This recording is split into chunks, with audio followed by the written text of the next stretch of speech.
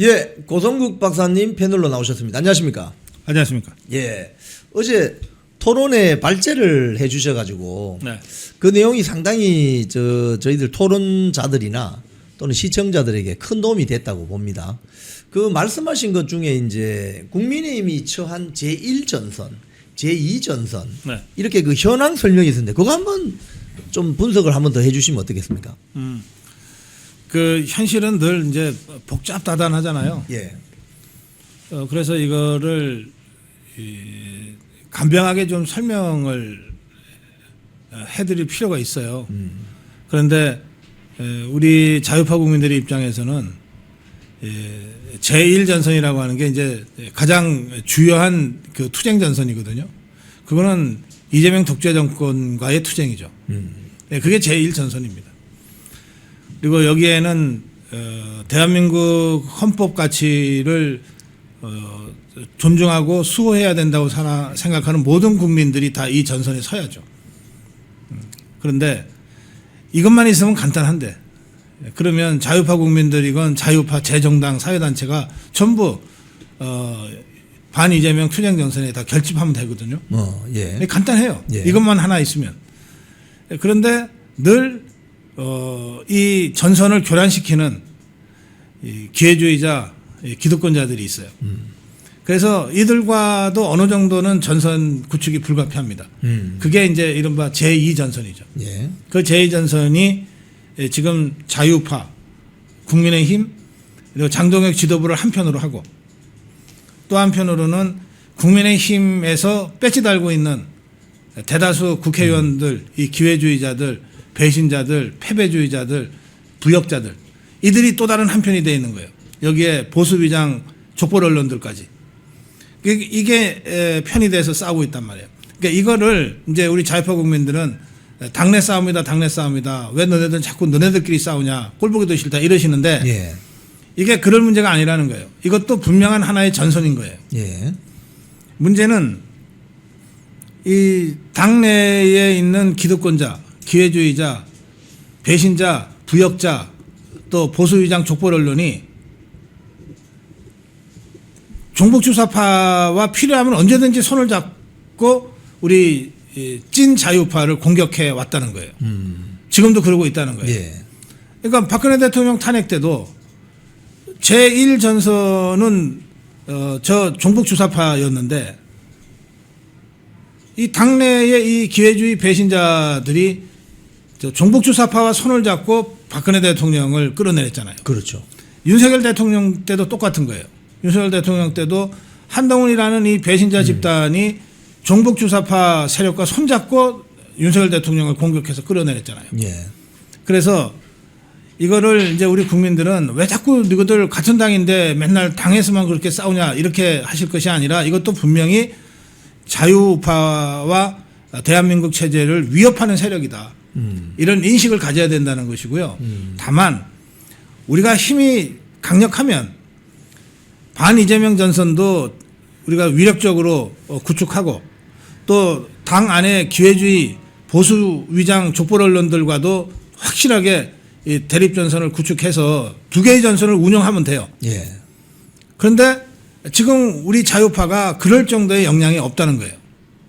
없기 때문에 그러면 역량을 어디인가에다가 선택하고 집중해야 될 수밖에 없잖아요. 예, 그럴 때 우리가 선택해야 될 전선은 제1전선, 반 이재명 전선이 우리가 역량을 투입하고 선택해야 된다. 여기에 집중해야 된다.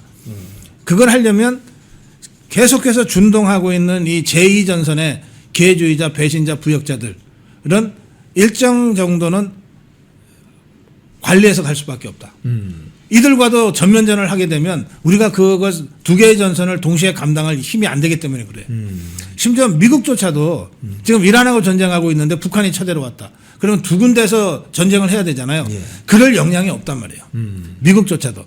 그래서 이란하고 전쟁할 때는 북한이 아무리 까불어도 그냥 관리하고 가는 거 아니에요. 네, 그런 식으로 지금 우리 자유파와 장동혁 지도부가 두 개의 전선을 관리하고 싸워나갈 그 역량과 힘이 충분치 않기 때문에 예, 역량의 한 90% 이상은 반 이재명 전선에 집중하고 나머지 10% 정도를 가지고 당 내에 있는 기회주의자, 배신자 이들의 준동을 막아내고 관리하는 이런 식의 역량 배치를 할 수밖에 없다. 그러려면 어쩔 수 없이 장동혁 대표가 저 집단적으로 막 이 몰매를 놓고 흔들어대고 있는 저들을 향해서 전면적인 투쟁을 할 게 아니라 전략적 모호성과 전략적 인내를 통해서 관리해 나가는 수밖에 없다.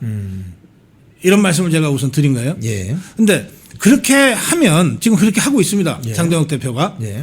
그렇게 하면 우리 자유파 진영 안에서 야 이거 장동혁 변한 거 아니야? 아 왜 속 시원하게 저것들을 쳐내지를 않아? 이런 이제 불만이 쏟아져 나오는 것이고요.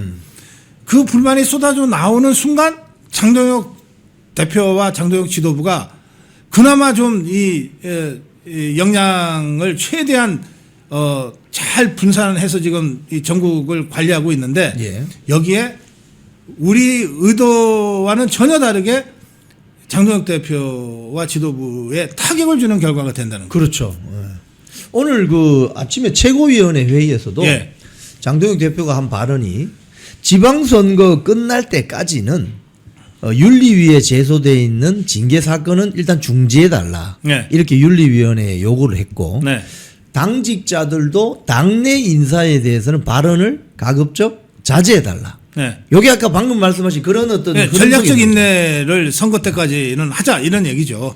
근데 이제 이 발언을 가지고 봐라 장동혁이가 물러 터졌다. 장동혁이가 후퇴했다. 막 이렇게 공격을 해대면 예. 사실 지금 장동혁 대표가 의지할 수 있는 유일한 힘이 우리 자유파 그리고 국민의힘 당원들인데 그렇죠. 예. 여기서부터 막 볼멘 소리가 터져 나오면 진짜 장동혁 대표 올 때 갈 데 없어져요.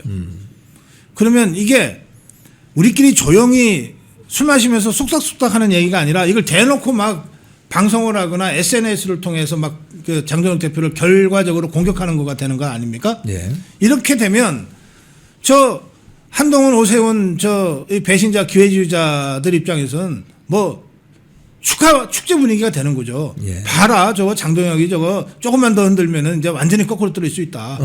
이렇게 되는 겁니다. 예. 그래서 이게 우리는 정말 대한민국 헌법을 지키고 대한민국을 수호하고 그리고 저 종북주사파들뿐만 아니라 배신자 기회주의자들도 다 척결해야 되겠다는 생각으로 얘기하는 거지만 예. 그리고 그렇게 행동하는 거지만 결과적으로는 그게 유일하게 우리한테 의지해서 버티고 있는 장동혁 대표한테 치명상이 될 수가 있는 거예요. 그렇죠. 그렇죠. 그래서 우리 자유파 국민들 장동혁 대표만 전략적 인내를 하는 게 아니라 우리 자유파 국민들도 이제 전략적으로 생각해야 된다. 그렇죠. 네. 장동혁 대표가 왜 저렇게 하는지를 이해하고 그리고 그럼에도 불구하고 우리는 닥치고 장동혁이다. 이렇게 해서 더 강하게 장동혁 대표를 응원하고 지지해 줘야 이 싸움 두 개의 전선을 한쪽에서는 전면 투쟁 한쪽에서는 전선 관리라고 하는 싸움을 해나갈 수가 있다. 이런 얘기입니다. 좌우파 진영의 어떤 세력, 그러니까 당원들, 지지 세력들을 보면은 이재명 같은 경우는 대통령 되기 전입니까? 되고 나섭니까? 아, 민주당은 중도 우파 정당입니다. 뭐 이런 이야기를 했는데도 불구하고 예. 개딸들이 아무 움직임이 없잖아요. 그렇죠. 그러니까 이제 이재명이는 어쨌든 뭐 이 반명 비명 세력을 다 학살하고서 당권을 잡았고 대통령이 된 거 아니에요. 예. 그러니까 당내의 절대 다수가 이재명을 지지하니까 예. 그리고 개딸들이 절대적으로 이재명에 대한 지지를 보내니까 지 마음대로 하고 싶은 걸 막 하는 거예요. 예. 그런데 장동혁 대표는 당내에서 뭐 절대적인 소수파 아닙니까? 그렇죠. 그리고 또 무슨 개딸 같은 그런 장딸이 있는 것도 아니잖아요. 뭐 팬클럽이 몇 개 있긴 하지만 그러니까 취약한 거예요. 지금 장동혁 대표의 지도력이라고 하는 것이 예. 기반이 취약한 거예요. 예. 그러니까 이런 상태에서 섣부르게 그 감당도 하지 못할 싸움을 자꾸 벌여서 그렇죠. 스스로 막 상처를 받고 그래서 몰락해 이래서는 안 되겠다는 거죠. 예, 그래서 지금 장동혁 대표가 때로는 정말 그 치욕도 꾹꾹 눌러 참고 아니 3시간 반 동안 배지들이 20, 30명이 나서 갖고서 그냥 장동혁 대표를 공격해 되는데 한마디 그 대응도 하지 않고 그거 참아낸다는 게 그게 참. 사람이 할 일입니까? 예. 근데 그런 것들을 해내는 거예요. 전략적인 일을 하고 있는 겁니다. 예, 예. 그러니까 우리가 장동혁 대표를 응원한다고 하는데 그 응원이 좀 현명하게 응원이 돼야죠. 현명하게. 현명하게. 자기한테 자기 마음에 안 들면은 바로 또 장동혁 욕하고 자기 마음에 안 든다고 해서 바로 손절한다 그러고 자기 마음에 안 든다고 막 탈당한다 그러고 그 순간 장동혁 지도부는 정말 휘청휘청 하는 거예요. 제1전선에서 장동혁 죽이겠다고 달려드는 종북주사파와의 싸움이 어려운 게 아니에요. 그보다 훨씬 어려운 게 당내에 있으면서 의총 열어갖고서 그냥 막 몇 시간씩 당대표 두들겨 패는 이게 더 힘든 싸움이거든요. 그렇죠. 근데 그 싸움보다 더 힘든 싸움이 있어. 정말 믿고 의지하는 자유파 국민들 사이에서 야 장동혁 못 믿겠다. 이 한마디가 장동혁을 정말 심장을 후벼파는 거라니까. 지금 오늘 조간신문 보면 이 지난 3월 9일 날 뭐 의총에서 결의문 하나 채택되었다고 지금 온갖 그 대안과 미래 친한계 스피커들이 이번 지방선거에서 장동혁은 2선 후퇴해라. 2선 후퇴하라 당장 그러죠. 그리고 선거대책위원회 만들어라. 뭐 이렇게 네. 나오는 거예요. 어떻게 보십니까? 그러니까 당권 탈취하겠다는 거 아닙니까? 당권 탈취하겠다. 아. 예. 그러니까 심지어는 장동혁 대표들은 2선 후퇴가만 할 게 아니라 저 보령 서천에 가서 군의원, 도의원 선거 열심히 해라. 뭐 이런 얘기까지 하고 있잖아요. 그야말로 이 폐륜적인 막말을 막 하고 있어요. 그렇게 밀어붙이거든요. 그런데 이걸 버텨내야 되는 거 아닙니까? 예, 예. 이걸 버텨내야 되는데 유일하게 의지할 때가 우리 자유파 국민인데 국민의힘 당원들인데 여기서부터 장동혁 못 믿겠다 실망했다 이래버리면 장동혁 대표들 사람인데 무슨 힘으로 버티겠어요. 이게 사실 박사님 그동안 이 국민의힘 당, 이 국민의힘 계열의 당에서 뭐 그 지난 한 10년 동안 보면 비대위를 엄청 만들었지 않습니까? 네. 이 비대위를 만들려고 하는 세력이 어떤 세력인지 왜 그런지 좀 설명해 주세요. 간단해요. 전당대회라고 하는 것은 뭐 그때마다 룰이 좀 바뀌긴 하지만 예. 어쨌든 책임당원들 그리고 자유파 국민들 중에서도 그 굉장히 그 적극적인 그 지지층 이 뽑는 거거든요. 예. 뭐 당신 민심할 때 이 민심은 여론조사로 뽑지 않습니까? 예. 예, 여론조사로 뽑는데 여론조사는 소극적인 지지자들은 응답을 잘 안 하잖아요. 맞아. 예. 반면에 적극적인 고관여층이라고 하는 적극적 지지자들은 여론조사 전화 올 때까지 막 기다리잖아요. 그러니까 자유파 중에서도 적극적인 행동파들 그다음에 국민의힘 책임 당원들이 당대표를 뽑는 거거든요. 그러니까 이 이른바 당신 민심으로부터는 도저히 선택될 여지가 별로 없는 그런 자들이 근데 당권은 욕심이 나. 예. 그럴 때 쓰는 방법이 정당한 그 절차를 통해서 선출된 합법적인 당대표를 여러 가지 이유와 핑계를 들어서 쫓아내고 예. 그리고는 전당대회 할 시간이 없으니까 비대위로 가자. 비상대책위원회로 가자. 그럼 이때부터 비대위원장을 누가 결정하냐? 당내에 그 다선 의원들이 몇 명 앉아서 결정하는 거예요. 결국은. 응? 또는 뭐 선수별로 뭐 대표가 몇 명 모여갖고서 뽑기도 하고 그래요. 그럼 이게 국회의원들이 결국 뽑는 거거든요. 비대위원장은. 그러니까 이것들은 대다수가 기회주의자, 패배주의자, 보신론자, 기득권자, 배신자, 부역자들인데 이것들이 모여서 지것들 마음대로 잘 움직일 수 있는 자를 비대위원장으로 세우겠다는 거예요. 그 지금 상태에서는 그러면 누가 만약에 장동혁 대표가 진짜 2선 후퇴를 하거나 쫓겨나고 비대위가 들어섰다고 할 때 누가 비대위원장으로 제일 유력하냐? 한동훈이에요. 또 김종인이 같은 자 다시 저 껄떡거리고 있겠지. 오늘 보니까 뭐 조선일보 양상훈 칼럼, 예. 뭐 진중권 교수 예. 전부 다 한동훈 이러더라고요. 그러니까요. 한동훈 비대위 만들자 그 소리군요. 이 결국은. 한동훈 똘마니들이나 배신자들 입장에서는 한동훈 비대위 체제가 그야말로 좋은 세상이었지. 그러니까 다시 그때로 돌아가자는 거예요. 그래서 이거는 그냥 단순한 당내 무슨 이 권력투쟁 이런 차원이 아니에요. 이건 굉장히 심각한 두 번째 전선입니다.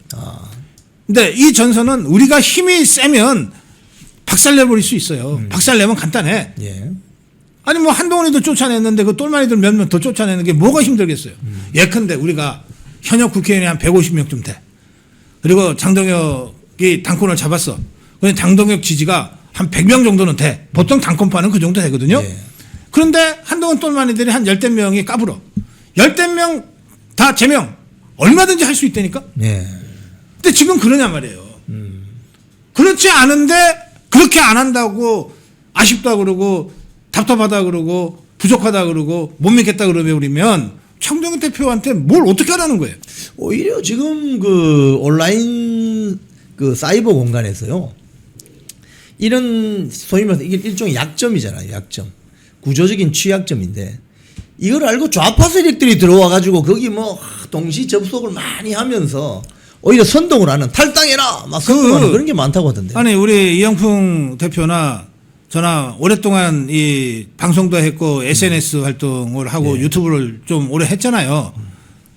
딱 보면 아 이거 좌파가 위장해서 들어와 갖고서 우파 분열 획책하는 거다. 이런 거 금방 보이잖아요. 보이죠. 그럼 혼냅니다. 그렇잖아요. 우리 이제 나가라고. 강제 이 탈퇴시키거나 뭐 이렇게 하잖아요. 네. 또 가만히 있어도 우리 시청자들이 구독자들이 여기 댓글창에서 댓글 달면서 그것들을 쫓아내 버리잖아요. 예, 그렇죠. 예? 그런데 그걸 자기 지지라고 생각하고 착각해 갖고서 막 흥분한 사람들이 있다면 예. 딱 할 일이죠. 똑한 일이죠. 좌파들 입장에서는 쓸모 있는 바보죠. 아 그러니까. 예. 지금 그 이선 후퇴를 요구하는 이자들을 당원들은 그럼 어떻게 막아낼 수 있습니까?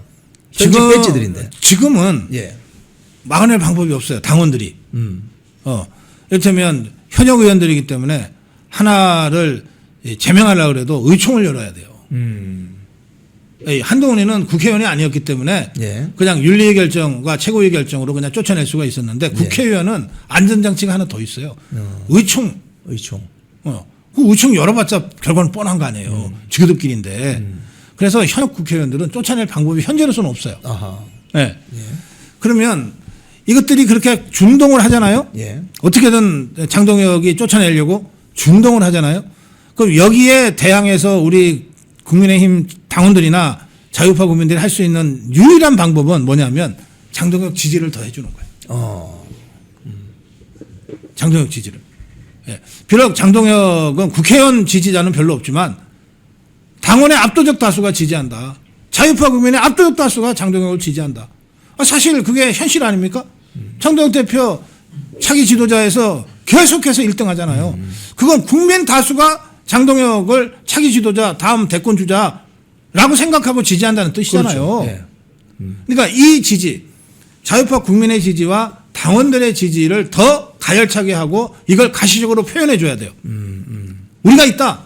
배지들은 저것들이 다 입 달렸다고 떠들어대니까 뭐 굉장히 많은 것처럼 보이는데 우리 당원들이나 자유파 국민들은 아무리 소리쳐도 잘 안 들리잖아요. 그렇죠. 국회 담벼락이 워낙 높여가지고. 그러니까 더 가열차게 지지하는 가장 손쉽게 할 수 있는 두 가지 방법이 있어요. 말씀드려요? 예. 그 내가 맨날 얘기하면 뭐해 안 할 건데. 첫째는 예. 입당하는 겁니다. 입당. 더 입당하는 거예요. 야, 장동혁이 쫓아내려고 했는데 오히려 더 많은 사람들이 입당을 하네. 두 번째는요. 이게 더 쉬운 거야. 입당은 막 주민등록번호도 쓰고 이래야 되잖아. 복잡하잖아. 예. 더 쉬운 거야. 전화 한 통하면 돼. 아하. 어디로 전화를 하죠? 장동혁 대표한테 응원 꽃배달 하나 보내주세요. 아, 예. 응원 꽃바구니 하나 보내주세요. 그 로텐더홀에서 장동혁 대표가 8일 동안 정말 목숨 걸고 단식 투쟁했잖아요. 예, 예. 그거 어떻게 버텼겠어요? 예. 그 꽃 보고 버텼잖아. 꽃향기. 로텐더를 정말 진했습니다. 거의 가득 메워버리는 그 꽃을 보고 버텨냈잖아요. 이게 우리 자유파 국민들이 한 분 한 분이 내 손을 잡아주는 거다. 이렇게 생각하고 버틴 거 아니에요.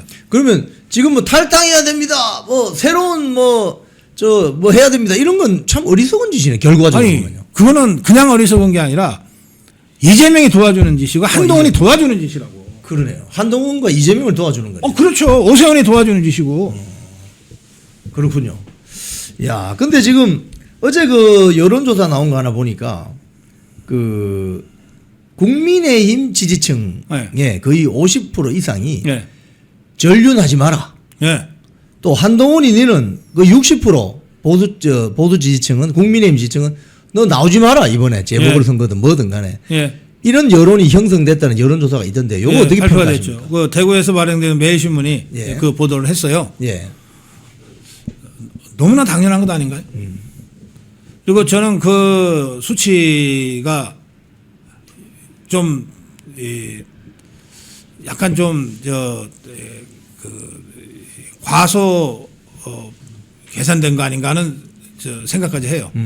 그러니까 국민의힘 당원들이나 국민의힘을 지지하는 사람들이 50%대가 아니라 저는 60, 70%대로 윤석열 대통령과 전륜은 안 된다. 이렇게 생각하고 있다고 저는 체감하고 있어요. 예. 그 한동훈은 나와야 된다라고 하는 한동훈이 사람. 한자만 나와도 구역질 난다는 사람들이 7, 80%예요. 자유파 국민들. 거기도 보면 한동훈이 꼭 나와야 된다라고 하는 사람이 한 28에서 29. 아니 그러니까 그거 쳐더라도 7, 80%는 한동훈이 나오면 토 나온다는 사람들이지. 그런 여론이 형성돼 있다. 예. 그런데 지금 이제 결국은 이 국민의힘 내부에 있는 탁한 그러니까 탕류 세력이라고 제가 한번 표현을 해보겠는데요. 네. 이 탕류 세력들이 한동훈 비대위를 만들어서 그들이 노리는 건 결국 2028년 공천입니까? 그렇죠. 네. 지금 이 국회의원들이 중심이잖아요. 예. 이 배지들은요, 지 다음에 다시 배지 한번 더 다냐 이상으로 중요한 문제가 없어요. 모든 것은 2028년 총선에서 내가 공천 한 번 더 받을 수 있느냐. 예. 이거거든요. 근데 한동훈이가 당권을 잡으면, 지가 배지 한 번 더 다는 건 어렵지 않다고 생각하는 자들이 다수예요.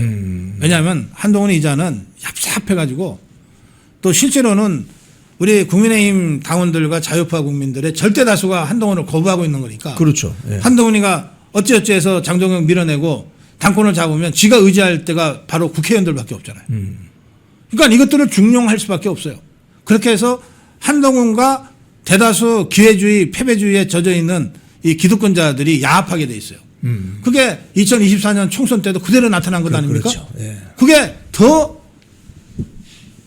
아주 최악의 이 정치 야합으로 나타나는데 그 과정에서 이익을 챙길 자들은 지금 배지 달고 있는 기득권자들이에요.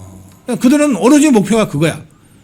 그런데 이 자들이 그렇게 생각하고 있을 뿐만 아니라 6.3 지방선거는 이것들 입에서는 해볼 만하다는 얘기는 단 한 번도 안 나와요. 그렇죠. 뭐 지방선거 진다고 다 벌써부터. 다 진다는 거야. 지금 희망 섞어가지고 진다고 그래. 저야 장동혁이 물려날 것 같거든. 저야. 이 지방선거에 져야 장동혁을 쫓아낼 수 있으니까. 그렇지. 그러니까 이거는 지방선거 지더라도 장동혁만 쫓아내면 돼. 이런 생각들을 하고 있는 거예요. 예. 이것들이. 그래가지고 예. 그렇게 해서 지방선거를 져서 장동혁이 물러나면 책임지고 물러나면 그 다음에는 비대위가 들어서든지 전당대회를 할 거 아니에요. 비대위가 들어서도 전당대회는 할 거 아니에요. 예. 그때 뭐 한동훈이를 내세우든지 오세훈이를 내세우든지 이래가지고서 자기들이 당권 잡겠다는 거거든요. 그러니까 한동훈이가 장동혁이가 하나도 무섭지가 않은 거야. 장동혁은 어차피 지나가는 물이고 얼마 안 있으면 사라질 사람이고 지것들이 그 장동혁이가 아무리 잘해봤자 내 공천에는 아무 관계에 영향을 못 줘. 라고 생각하니까 장동혁이가 하나도 안 무서운 거지. 그래서 지것들을 함부로 하는 거예요. 예. 그런데 예. 이 국회의원들을 납작 누를 수 있는 아주 효과적인 방법이 하나 있어요. 그게 뭐냐면 장동혁이가 안 물러나면 돼. 저는 6.3 지방선거 우리가 이긴다고 생각하지만 예. 설사 우리 기대에 미치지 못하더라도 나 안 물러갈 거야. 어떡할 건데 저것들이. 탄핵할 건가? 탄핵하라 그러지 뭐. 그러면 다음 전당대회가 있잖아요. 그때 장동혁이 또 나가. 또 나오면 되죠. 아니 뭐 당원 룰을 전당대회 룰을 아무리 지그들한테 유리하게 바꿔도 뭐 7대 30으로 바꾼다 치더라도 장동혁이가 무조건 당선돼요. 예. 그러면 그렇게 전당대회에서 다시 당대표가 될 장동혁은 2028년 총선 공천권을 행사하는 사람이 되는 거예요. 그렇죠. 그럼 그때부터 이것들이 납작 엎드려요. 납작 엎드리겠네. 납작 엎드려요. 그러면 이번 지방선거 이게 유세를 할 거 아닙니까? 네. 근데 유세장에 가면은 뭐 지금 뭐 대안과 미래 뭐 거론되는 뭐 이성권, 권영진, 배현진 이런 사람들이 유세하는 것보다 장동혁 대표가 가면 사람들이 확 모이잖아요.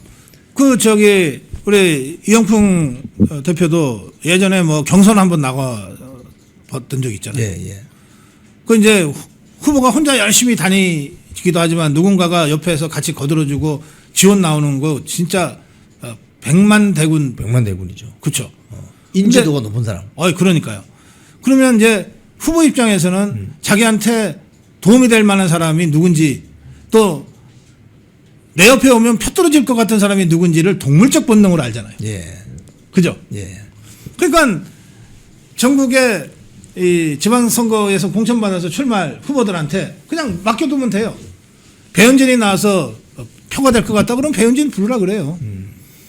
저 권영진이 무슨 조은이 뭐 이성권이 이런 거 허접한 그 기회주의자들 불러가지고서 지한테 도움이 될 것 같다 표가 될 것 같다 그러면 부르라 그러니까 그럼 떨어져 다.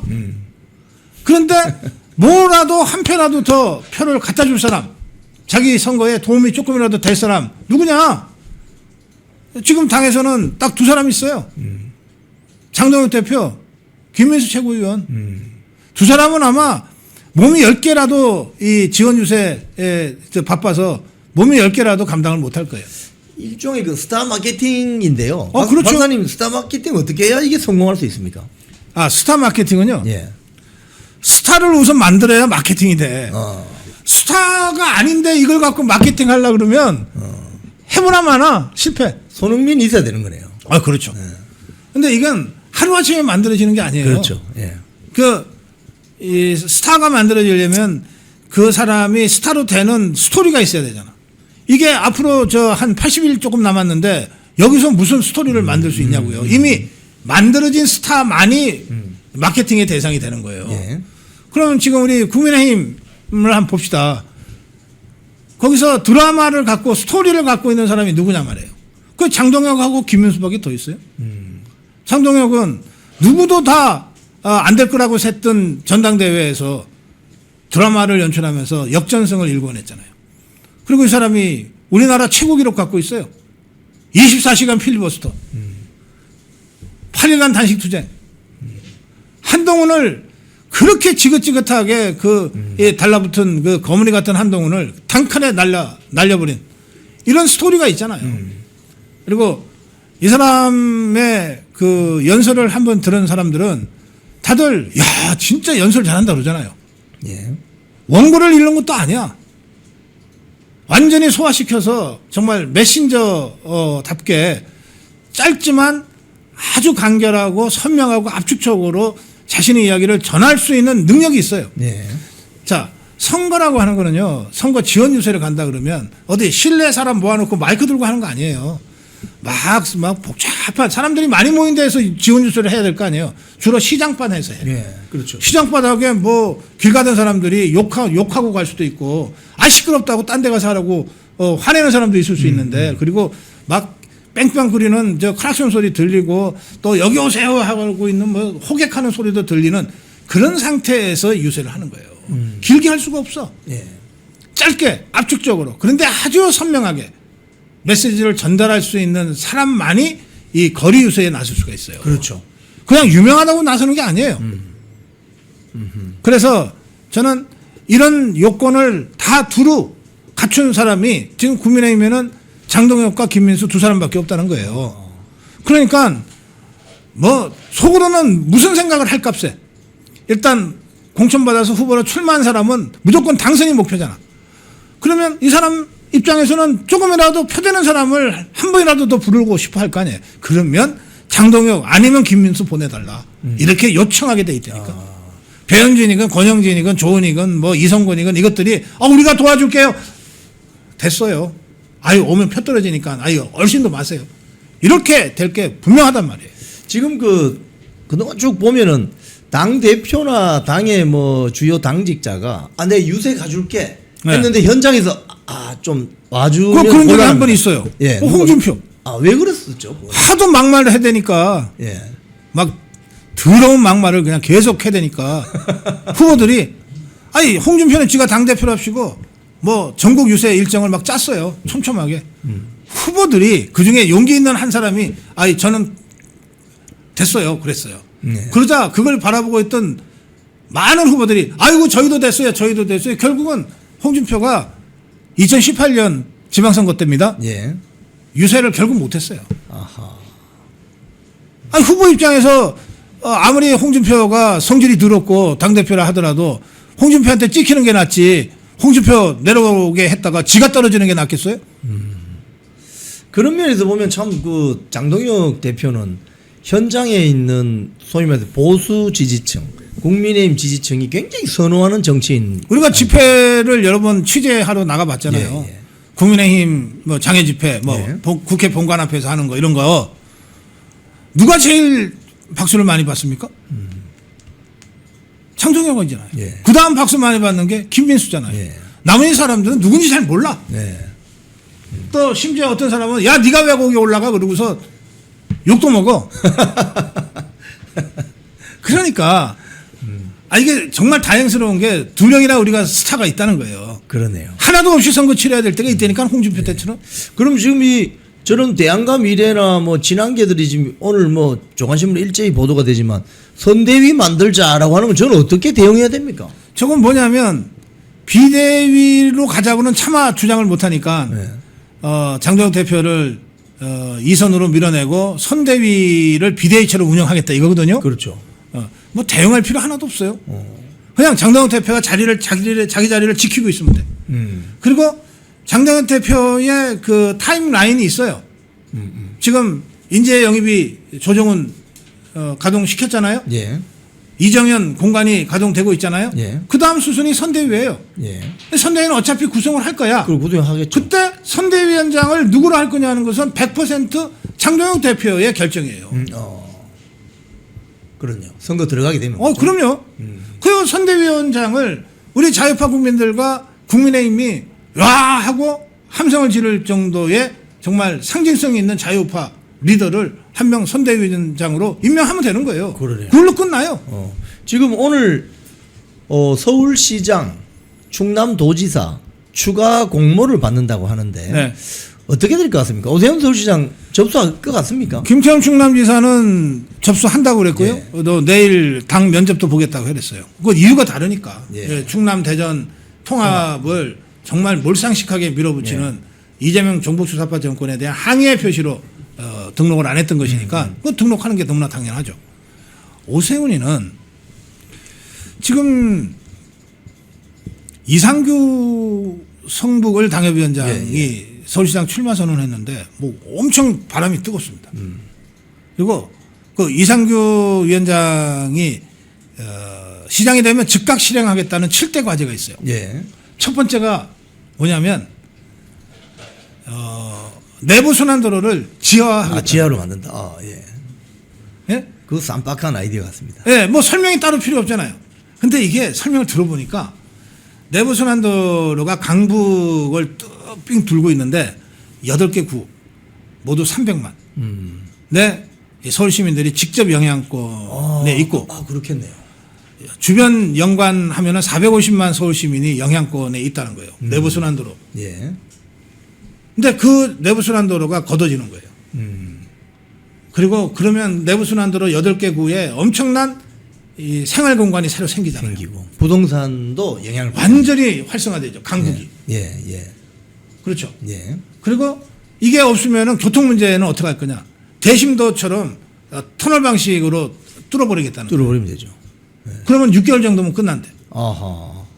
이거 즉각 실행하겠다는 거예요. 예. 그러니까 오세훈이가 서울시장 지금 4번째니까 예. 합치면 한 10한 몇 년 하잖아요. 예, 예. 그 10한 몇 년 동안에 한 모든 걸 다 합쳐도 이 이상규 예비 후보의 이 내부순환도로를 없애겠다. 강북 전체를 완전히 새롭게 탈바꿈시키겠다는 이 공약만큼 파괴적인 게 하나도 없어요. 그리고 내가 이상규 얘기 한마디만 더 하면 예. 이 사람 7대 공약 중에 아주 재밌는 게 아주 최초의 공약이 하나 있어요. 법률부시장을 임명하겠다. 아, 법률부시장. 네. 그 법률부시장 뭐 하는 거냐 했더니 이재명 종북지사파 정권이 통과시킨 수많은 악법들이 있는데 서울시 차원에서라도 그거 못하게 막기 위한 전사를 투사를 법률부시장으로 임명해서 전면적인 투쟁을 하겠다 그랬어. 아, 상당히 이것도 쌉박한 네. 아이디어네요. 아니 이런 사람이 있잖아. 오세훈이가 등록하고 말고는 지가 알아서 할 일이고 우리 자유파 국민들은 전부 이상규 하고 있다니까 벌써. 예.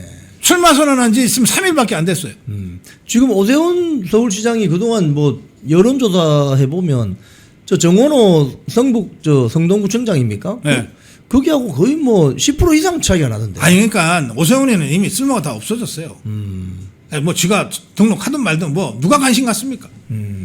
근데 그 오늘 등록을 하든 말든 네. 대세에는 별 지장이 없다 이 말씀이죠. 전혀 지장 없어요. 아, 예.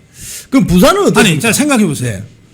우리 자유파 국민들은 저 오세훈이 저건 안 된다고 하지만 그래도 오세훈 지지하는 사람들이 한 20% 30% 있잖아요. 예. 그러면 그 사람들이 오세훈 아니면 안 돼 할 사람들이 그 중에 누가 있냐고요. 아이고 내 진짜 마음에 안 들지만 그래도 어떡하냐. 대안이 없잖아. 국민의힘 후보가 오세훈밖에 더 있냐 해서 오세훈 지지를 응답하시는 거 아니겠어요? 그렇죠. 그렇죠. 그게 오세훈이 아니면 안 돼요라고 정말 훈딸들이 거기 몇 명이나 있겠냐고. 그러면 지금 오세훈이를 지지한다고 응답한 분들은 국민의힘이 후보를 이상규로 바꿨습니다 하면 그 순간 이상규 지지야. 그렇죠. 그렇게 가죠. 여기에 더해서 이상규야? 그러면 이제 나도 서울시장 선거 한번 해야지. 투표장으로 몰려. 오세훈이 때문에 등을 돌렸던 수많은 자유파 서울 시민들이 다 투표장에 간다고요. 간단합니다. 부산은 어떻게 되리라고 보십니까? 부산이요. 예. 부산은 박형준 시장하고 주진우가 지금 이제 양파전을 벌이고 있는데. 근데 최근 여론조사 보면 두 사람이 비슷비슷합니다. 뭐 그렇죠. 왜냐하면 박형준 시장에 대한 실망감이 그만큼 많기 때문에 그래요. 예. 그런데 이 주진우는 저도 이 두 가지 시험대를 통과해야 돼요. 하나는 주진우가 윤석열 대통령 밑에서 비서관 했잖아요. 법률 비서관 했습니다. 그러면서 가장 먼저 한동훈이 쪽에 쫓아갔던 사람으로 알려져 있어요. 그렇죠. 예. 그래서 단계 사태 때도 한동훈이보다 더 한동훈스럽게 아무것도 아니라라고 막 법률 자문 철벽 방어를 했던 게 주진우잖아요. 예. 그리고 이자는 윤석열 대통령 탄핵과 관련해서는 무슨 저지 투쟁을 한다거나 이런 적이 한 번도 없어요. 없어요. 본 적이 없어요. 근데 어찌어찌해서 정권이 바뀌어버리니까 저 이재명을 상대로 해서 톡톡 쏘는 옛날에 그 한동훈이가 국회 왔다 갔다 하면서 기자들 상대로 톡톡 말꼬리 잡아서 쏘는 그런 것들을 지금 하고 있는 거예요. 그러니까 그것조차도 우리 자유파 국민들한테는 아이고 참 속 시원하다 이런 평가를 받아서 주진우 평에 대한 지지도가 어느 정도 나올 거예요. 그런데 우리가 다 알잖아요. 주진우가 윤석열 대통령 밑에 비서관 할 때 어땠는데 그런데 어떻게 해서 제일 먼저 한동훈이한테 쪼르르 달려갔는지 그래서 어떻게 해서 해운대에서 공천을 받았는지 그리고 그 이후에 어떻게 한동훈 똘마니 노릇을 하면서 단계 사태와 관련해서 어떤 짓을 했는지 이런 건 다 알잖아요. 그럼 이 부분에 대해서 다른 사람 입을 비리지 말고 본인이 설명을 해야 돼. 본인이 직접. 본인이 해야지. 지가 출마했으면. 해명은 해야 되는군요. 그죠? 예. 본인이 해야지. 예. 그다음에 두 번째는 예. 이게 이제 첫 번째 관문이에요. 예. 두 번째 관문은 뭐냐? 박형준이 인기는 없지만 그렇다고 해서 부산시장 8년 하면서 아무것도 안 한 건 아니잖아요. 그렇죠. 그걸 뭘 많이 했어요.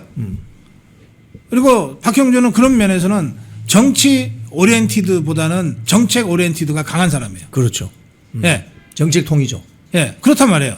그러면 주진우가 부산시장이 되려면 박형준만큼의 정책적 비전을 보여줘야 돼. 보여줘야죠. 그렇지 않아요? 그렇죠. 요 두 가지 관문을 주진우가 어떻게 돌파하느냐. 특히 첫 번째 관문을 얼마나 진솔하게 부산 시민들한테 소구력 있게 설명하느냐. 저는 이게 제일 중요한 문제라고 생각합니다. 주진우 의원이 그날 며칠 전에 그 출마 기자 선언할 때는 박사님 말씀하신 그 부분에 대해서 전혀 언급이 없었습니다. 아니, 저 언급 안 하지. 지금까지도 한마디도 안 했으니까. 그 사람들이 모를 줄 아나 봐. 저렇게 되면 우리 애국우파 국민들이 상당히 의심할 텐데요. 아, 그렇죠. 그죠? 예. 자, 저 중부권은 어떻게 될 것 같습니까? 지금 오늘 뭐 김태현 도지사 뭐 후보 등록하게 되면. 저는 몇 달 전부터 얘기했는데요.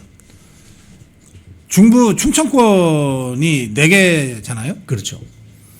이거는 장동혁 대망론이라는 바람이 얼마나 세게 부느냐에 따라서 승패가 결정된다. 아, 예. 전 그렇게 생각해요. 예.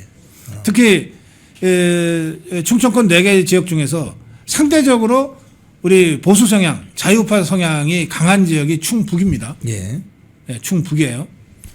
여기서 뭐 지금 현역인 김영한 지사하고 윤석열 대통령 변호인단을 이끌었던 윤곽근 변호사가 예. 지금 경선에 붙게 돼 있는데 예.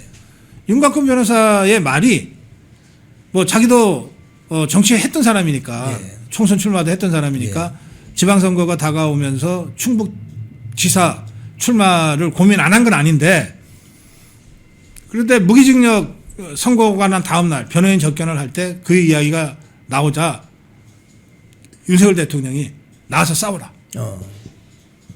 라고 하셨다는 거예요. 그러니까 이제 윤곽근 변호사는 이거 2심 재판도 해야 되는데 내가 이 선거하느라고 빠지면 이게 말이 되나 하는 고민이 좀 있었던 것 같아요. 그런데 그 부분을 이야기하는 윤곽근 변호사의 진정성이 느껴지더라고요. 예. 그러면 가장 보수성에 강한 충북에 윤석열 대통령의 변호인으로 1년 넘게 활동해왔고 그리고 바로 그런 맥락에서 충북지사 출마를 한 윤곽근 예비후보가 저는 윤곽근 바람을 불러일으킬 가능성이 매우 높다고 봅니다.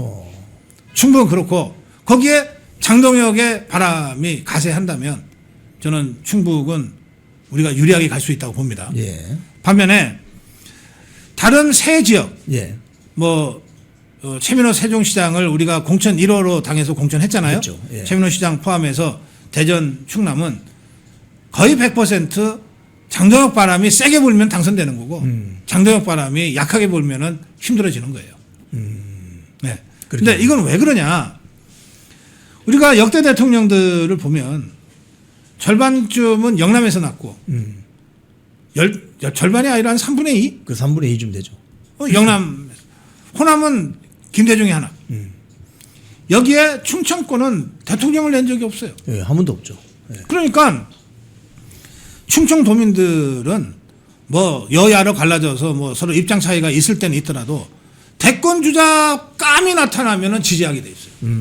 그게 김종필 총재에 대한 지지였고 예. 지금은 뭐 사라졌지만 안희정이가 충남지사 할 때 그렇죠. 좌파지만 우파 성향 사람들도 저게 좌파긴 하지만 그래도 안희정이는 좀 키워볼 만해 그런 얘기를 저한테도 하시더라고요. 우리 동네 사람이니까 이런 정서가 있죠. 예. 그러니까 지금 진짜 오랜만에 JP 이후 김종필 이후 처음으로 대권에 가까이 가 있는 키워볼 만한 사람이 나타난 거예요. 그래서 저는 장동혁 대망론이 충청권 중심으로 이미 불기 시작했다고 봅니다. 문제는 이 바람을 얼마나 더 거센 태풍처럼 만들어낼 거냐. 이것에 충청권의 승패가 갈려있다. 예, 우리 마지막으로 이것 좀 한번 좀 네. 분석해 주십시오. 지금 명청대전 하다가 네. 갑자기 오늘 조선일보 보도에는 그렇게 조선일보 보도를 인용하자면 네. 정부의 고위 관계자 여권에 정성호 법무부 장관인 것처럼 보인다라고 하면서 검사들에게 이재명에 대한 공소 취소를 해주면 검사들이 원하는 보안 수사권 살려줄게 라고 딜이 있다는 걸 김어준의 뉴스공장에서 MBC 전 기자 출신이 말을 했고 또 KBS 전 기자 출신이 또 있습니다. 그 사람은 또 이건 이재명 탄핵감이다 이렇게 해서 지금 좌파 진영이 난리가 났는데 이거 어떻게 보십니까? 일어날 일이 일어나고 있는 거죠. 예. 이 원래 권력이라고 하는 건 지 아버지하고 아들하고도 안 나눈다는 거 아니에요. 네.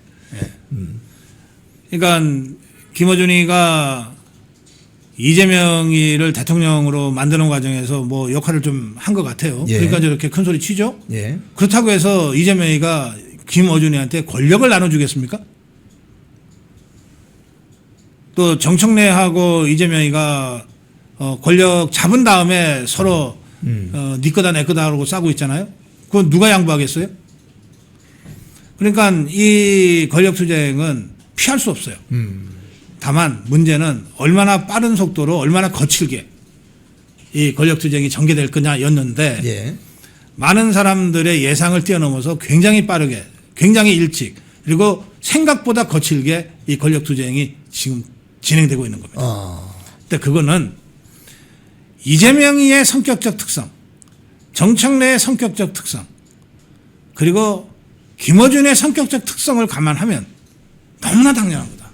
이것들이 합리적인 자가 누가 있어요? 이성과 합리와 논리로 뭘 해보는 자들이 이 셋 중에 누구라도 있습니까? 전부 막 어지 쓰고 막 떼 쓰고 뭐 우기고 아니면 말고 이렇게 해서 이 자리까지 온 자들이잖아요. 그러니까 이것들끼리 무슨 대화가 되겠습니까? 무슨 적정한 수준에서의 합의가 이루어지겠습니까? 예, 죽게 아니면 까무러치기로 끝까지 가자는 거지 다. 예. 셋이. 그래서 이 같은 양상은 앞으로 계속 더 확대될 거다. 그렇게 보는데 이번에 사건이 된 거가 그 이재명의 공소 취소와 검찰의 보안 수사권을 서로 바꿔 먹기로 한 것 같다는 의혹입니다. 그렇죠. 의혹입니다. 팩트는 아니에요 아직. 예. 이거 그 심부름을 정성호가 했다는 것 같거든요. 정성호는 지가 나는 그런 적 없다고 직접 떠들고 나섰으니까 네. 정성호가 맞긴 맞는 것 같아요. 그러면 간단한 거 아닙니까? 네. 이건 이재명 입장에서나 네. 정성호 입장에서나 양보할 수 없는 거 아니에요. 네. 왜냐하면 이게 사실이라면 탄핵감이니까. 진짜로. 사실이라면 탄핵감이니까 이재명이가 탄핵 안 당하려면 이건 거짓말이다. 이런 사실 없다. 이래야 될 거 아니에요. 네. 그러면 그것의 총대를 정성호가 매줘야 될 거 아니에요. 네. 그럼 정성호가 법무장관이니까 총대 매는 일이 간단해요. 수사시키면 돼. 그렇죠. 그런데 정성호가 뭐 이런 일로 뭐 조사까지 이러고 있다나요. 예. 꼬리를 확 내려버리잖아요. 내리죠. 그러니까 많은 사람들이 야 정성호가 저렇게 꼬리 내리는 걸로 봐서 의심스럽죠. 이게 뭔가 사실 아닌가? 라고 하는 의심을 다시 하게 된 거예요. 그렇죠. 그런데 바로 이 대목을 국민의힘에서 딱 잡아챘어요. 예. 어제 박성훈이가 논평을 했고 오늘은 장동혁 대표가 최고위원회에서 발언했어요. 그렇어요. 이거 탄핵감이다. 근데 아니면 김어준이를 처벌해라. 가짜 뉴스로 어, 징벌적 손배법으로. 김어준이를 처벌해라. 아니 주장이 틀린 게 하나도 없잖아요. 이게 사실이면은 이재명 탄핵감이고 이게 사실이 아니면 김어준이를 처벌해야 된다. 이렇게 지금 압박을 가하고 있거든요. 저는 이 싸움은 앞으로도 이건 지그들끼리 터져나온 거니까 마치 드루킹처럼. 그렇죠. 드루킹 우리가 뭐 알았나요? 추미애가 뭐 지그들끼리 치고받고 하다 저렇게 된 거 아니에요. 지금 딱 그런 양상이거든요. 또 조국 사태 뭐 우리가 개입했나요? 지그들이 서로 치고받고 하다가 조국 사태가 난 거 아니에요. 그렇죠. 좀 딱 그런 양상이다 이게. 그래서 이것이 국민의힘이 이것을 어떻게 핸들링하는가에 따라서 제2의 조국 사태, 제2의 드루킹 사건처럼 이 문제를 가져갈 수 있다.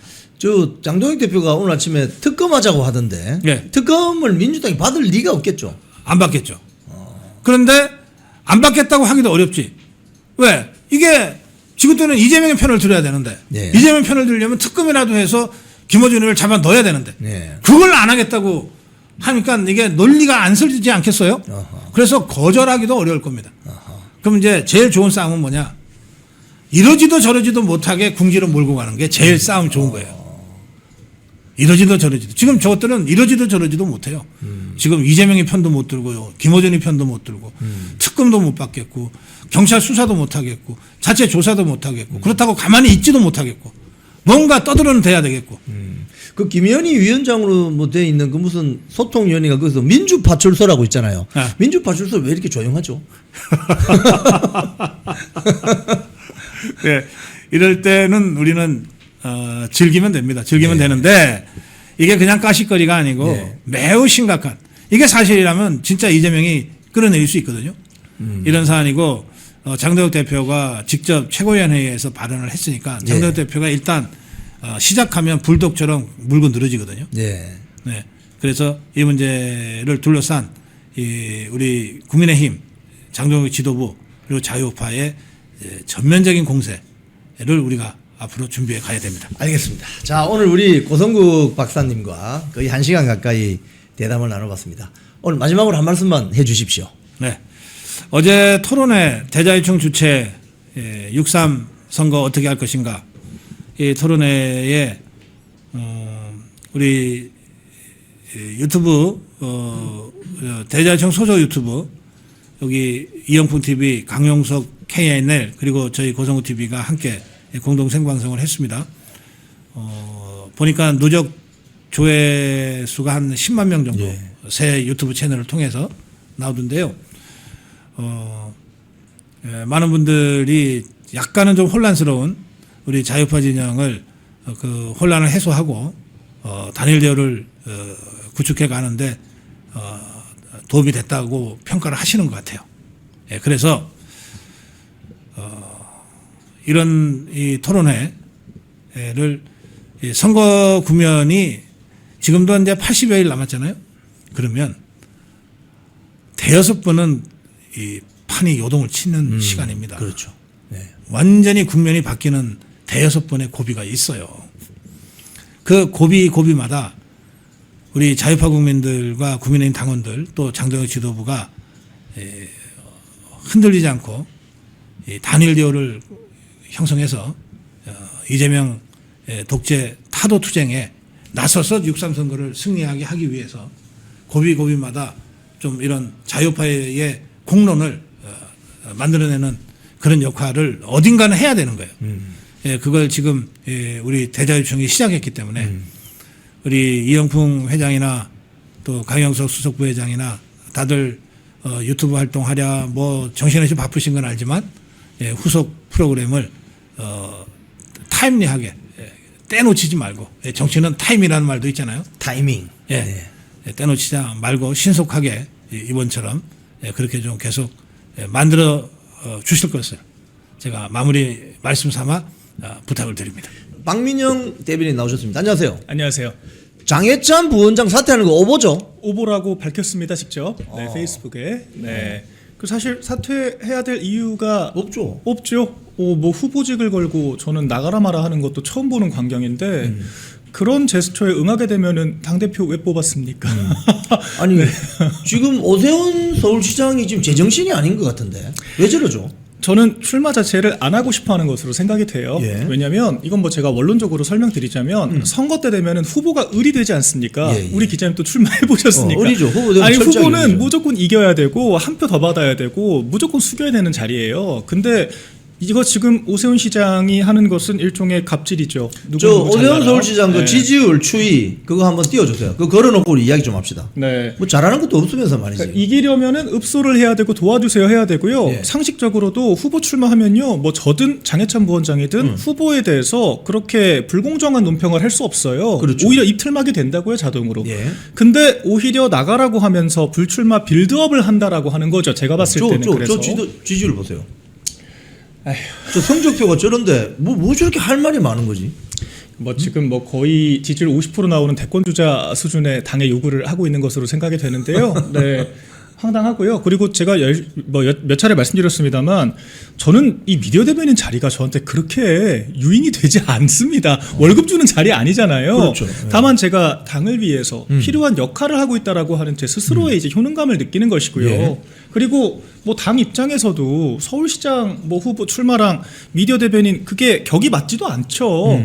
4선 서울시장이 33살 당직자 정리 안 하면 출마를 못 하겠다라고 하는 게 민망하지 않습니까? 이건 제가 나이를 가지고 뭐라고 말씀드리는 것이 아니라요. 저희 어머니가 64년생이시고요. 아. 우리 오세훈 시장님이 61년생이시고 조은희 의원님 61년생이시던데 네.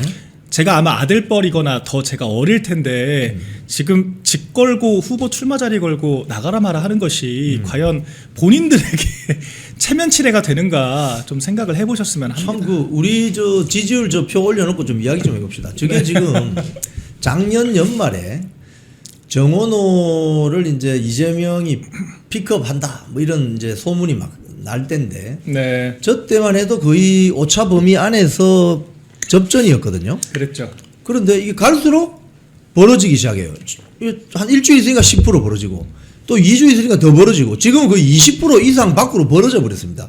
지금 저 상태에서 만약에 오세훈이 국민의힘 서울시장 후보가 된다고 하더라도 저 보나 안 보나 저거 이길 수가 없는 게임 같은데 저 이유가 어디 있다고 생각하세요?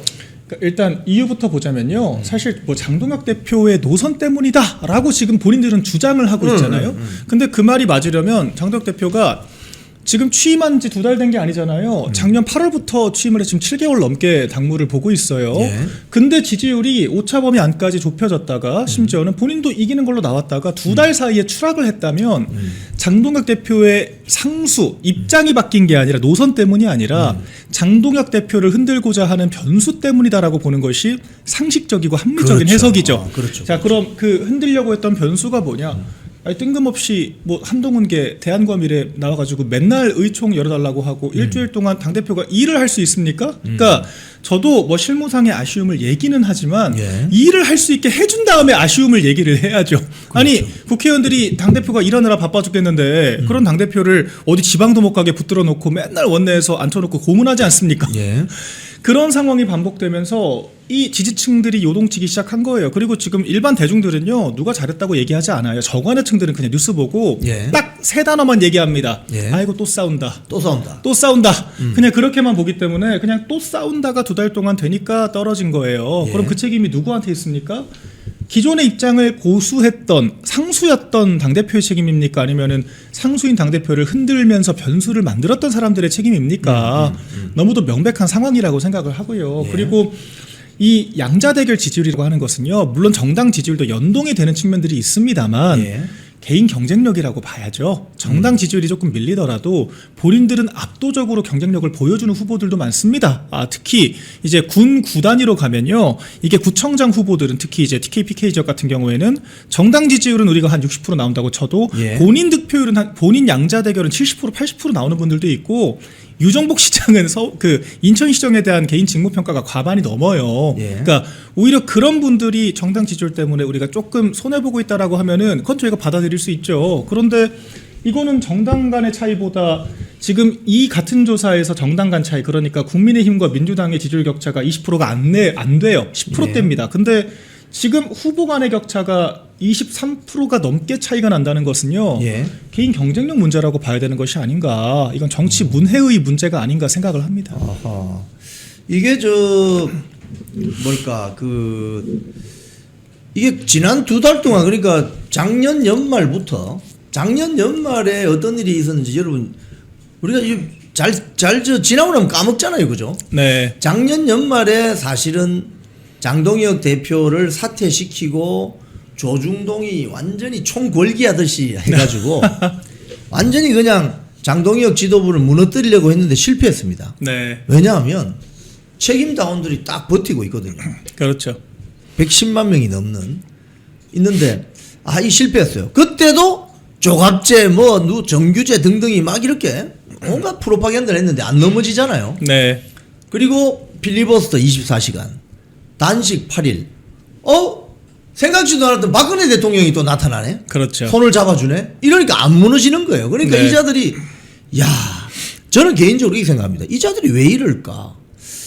저는 이 자들은 지방선거 이기려고 생각하지 않는다고 봐요. 저도요. 네. 이 자들의 관심은 2028년 총선 공천에 있습니다. 맞습니다. 지들 뺏지만 챙기면 된다. 그러려면 장동혁한테는 내가 공천을 못 받을 것 같은데. 그러니까요. 그러면 쫓아내고 네. 지금 오늘 중앙일보 보도나 또 이 주요 일간지 보도 보면 이 오세훈이 직접 말한 건 아닌데 네. 이런 이야기가 나온다고 하면서 어제 송원석 원내대표하고 오세훈이 점심을 같이 먹었다.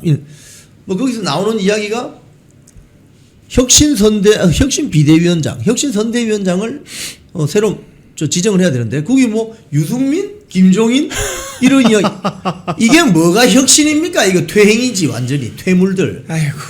철진한 정치인들이시죠. 죄송한 말씀이지만 철진했다는 게 그분들의 어떤 능력적인 이런 걸 다 떠나서 언제적 정치를 하셨습니까? 언제적. 그리고 우리가 지난 대통령 선거 때 그때 유승민 안 도와줬습니다. 예. 김종인 그때 선대위원장 하다가 윤 대통령이 내쳤죠. 그런데 우리가 이겼어요. 오히려 김종인 선대위원장을 내치고 나니까 지지율이 20% 이상 폭등하면서 역전을 했습니다. 예. 지난 대선 때. 이런 그림만 보더라도 그 두 분이 전혀 변수가 안 돼요. 오히려 후보, 대표가 직접 자기가 중심을 잡고 앞으로 나아가자라고 하는 결기를 보여줬을 때 지지층은 결집을 합니다. 예. 방금 말씀해주신 이 히스토리를 봤을 때도요. 장동혁 대표가 필리버스터 단식을 하면서 결기 있게 버텼을 때 우리 지지율 폭락하기는커녕 오히려 반등을 했습니다. 그렇죠. 그런데 그렇죠. 이번에 MBS 그 좋아하는 MBS랑 한국갤럽에서 그 결의문 채택했잖아요. 왜 떨어졌죠? 그러니까. 그러니까 뭐 중도층 확장된다면서요? 결의문 네. 채택하면 지지율이 올라가야 되는데 왜 지지율이 안 올라가지? 오히려 떨어지잖아. 그러니까 저는 이번에 보면서도 참 이분들이 정치 문해력만 떨어지는 것이 아니라 여론조사도 볼 줄 모른다는 생각이 들었던 게요. 저도 일부 기자들한테 그래서 예. 기자님 결의문 하면 우리 뭐 저륜하면 오른다면서요? 라고 물어보니까 본인들도 이제 민망한 거예요. 봐라 어제 NBS도 16.8% 나왔는데요. 20대 8% 떨어졌고요. 대구는 역전당했습니다. 그러니까 이게 누가 봐도 코어층이 빠진 거예요. 그렇죠. 그러면은 그만큼 중도가 채웠어야죠. 그분들의 주장대로라면. 아니 중도가 들어온다면서요. 근데 왜 안 들어왔냐라고 하니까 멋쩍은 거예요. 그 사람들도. 아 솔직히 저는 진짜 그렇게 하면 중도 들어올 줄 알았다. 일부라도 올 줄 알았는데 너무 반응이 없어가지고 자기들도 조금 놀랐다. 결국 대표 말이 맞았던 거 아닙니까? 그러니까 저희가 지금 얘기했던 아니 지방선거 집토끼 싸움 투표율 50% 싸움에서 집토끼를 버리고 어떻게 선거를 이기냐 예. 라고 했던 저희 말이 맞았던 거잖아요. 예. 한국갤럽 장 대표 취임 후 최저라고 하는데 취임 후 벌어진 일 중에 지금 가장 대표님께서 많이 양보를 하고 계신 거예요. 양보를 하니까 떨어지지 않습니까? 이 간단한 수식을 이해를 못하냐. 이걸 저희가 계속 지적을 하는 거죠. 지금 이제 요 통계 여론조사는 내려주시고 지금 단톡방에 그 포스터 제가 피켓팅 포스터를 2개 올려드렸는데 하나만 좀 올려주십시오. 지금 오늘 뭐 제가 어제 방송에서도 말씀드렸는데 월요일 날 그러니까 제가 이 포스터가 오면 이 유튜브를 통해서 또 여러분께 안내를 드리겠습니다. 월요일 날 대자유총 주최로 국민의힘 당사 앞에서 집회 신고를 할 예정입니다. 예. 이 방송 보시는 여러분 제가 안내를 또 드릴 텐데 피켓 하나만 올려보세요. 네. 닥치고 장동영이라든지 뭐 있습니다. 피켓. 당원이 뭐 뽑은 지금 장동혁 대표를 흔들려고 하는 저런 세력들은 정말 이해할 수가 없습니다. 예. 자, 이 피켓이 다음 주 월요일 날 저 집회에서 쓰일 대자유총이 지금 디자인한 아유. 집회 문구입니다. 네. 요거 하나 있고 또 하나 더 있죠. 하나 더 보여주세요. 당원들이 선택한 장동혁. 또 월요일 날 집회 참석하실 분들은 제가 안내해 드린 대로 오시면 됩니다. 지금 집회 신고를 오늘 오전 중으로 할 예정입니다. 당원들이 선택한 장동혁 그리고 닥치고 장동혁 대자유총 로고가 들어가 있는 피켓 문구입니다. 이런 피켓 문구를 들고 월요일 날 국민의힘 당사 앞에서 월요일이 최고위원회 회의가 있는 날이죠. 네. 네. 자, 그러면 그 오세훈이 박민영 대변인 잘라라 왜 그럽니까? 뭐 잘못한 거 있어요? 저는 모르겠습니다. 사실 저는 한동훈 씨 정리한 뒤로는 거의 당내 논평도 안 했어요. 아시겠지만. 아니 애초에 저는 선거를 이겨야 한다라고 하는 기본적인 덕목을 가지고 움직이기 때문에 제가 아무리 불만이 많더라도 예. 굳이 언급 안 합니다. 그 더군다나 이제 극히 일부 제가 비판을 한 사례들도 아니 본인들이 먼저 대표한테 나가라 마라 사퇴를 해라 마라 이상한 소리를 하고 당무 개입을 하니까 제가 방어를 한 거죠. 먼저 공격한 게 있습니까? 제가 최근에도 아니 오세훈 시장이 자꾸 당의 노선 때문에 선거 못 이길 것 같다라고 핑계를 대길래 예. 지금 지지율을 보셔라. 숫자를 읽을 줄 아시면 보시라고. 정당 지지율 격차보다 후보 간 격차가 더 많이 나면 이거 후보 경쟁력의 문제 아니냐 상식적인 문제 아니냐. 아니 그리고 서울시장 5년 하셨잖아요. 총 4선 하셨잖아요. 근데 그럼 서울 시민들한테 내가 어떤 업적을 냈다라고 하는 거를 보여줘야 되지 않습니까? 서울 시민들이 오세훈 시장을 불신하고 있다라고 하면요. 당의 문제가 아니라 서울 시민들 입장에서 서울시장이 바뀐 게 없다라고 생각을 하기 때문에 일종의 정권 심판론이 작동을 하는 거죠. 서울시가 지금 어떻습니까? 리버스 민주당이에요. 국민의힘 의석이 70%입니다. 오세훈 시장이 다 할 수 있어요. 뭐든지. 그런데도 불구하고 지금 유의미한 실적이 뭐가 있는가라고 했을 때 저부터가 떠오르는 게 없습니다. 뭐 했죠, 근데?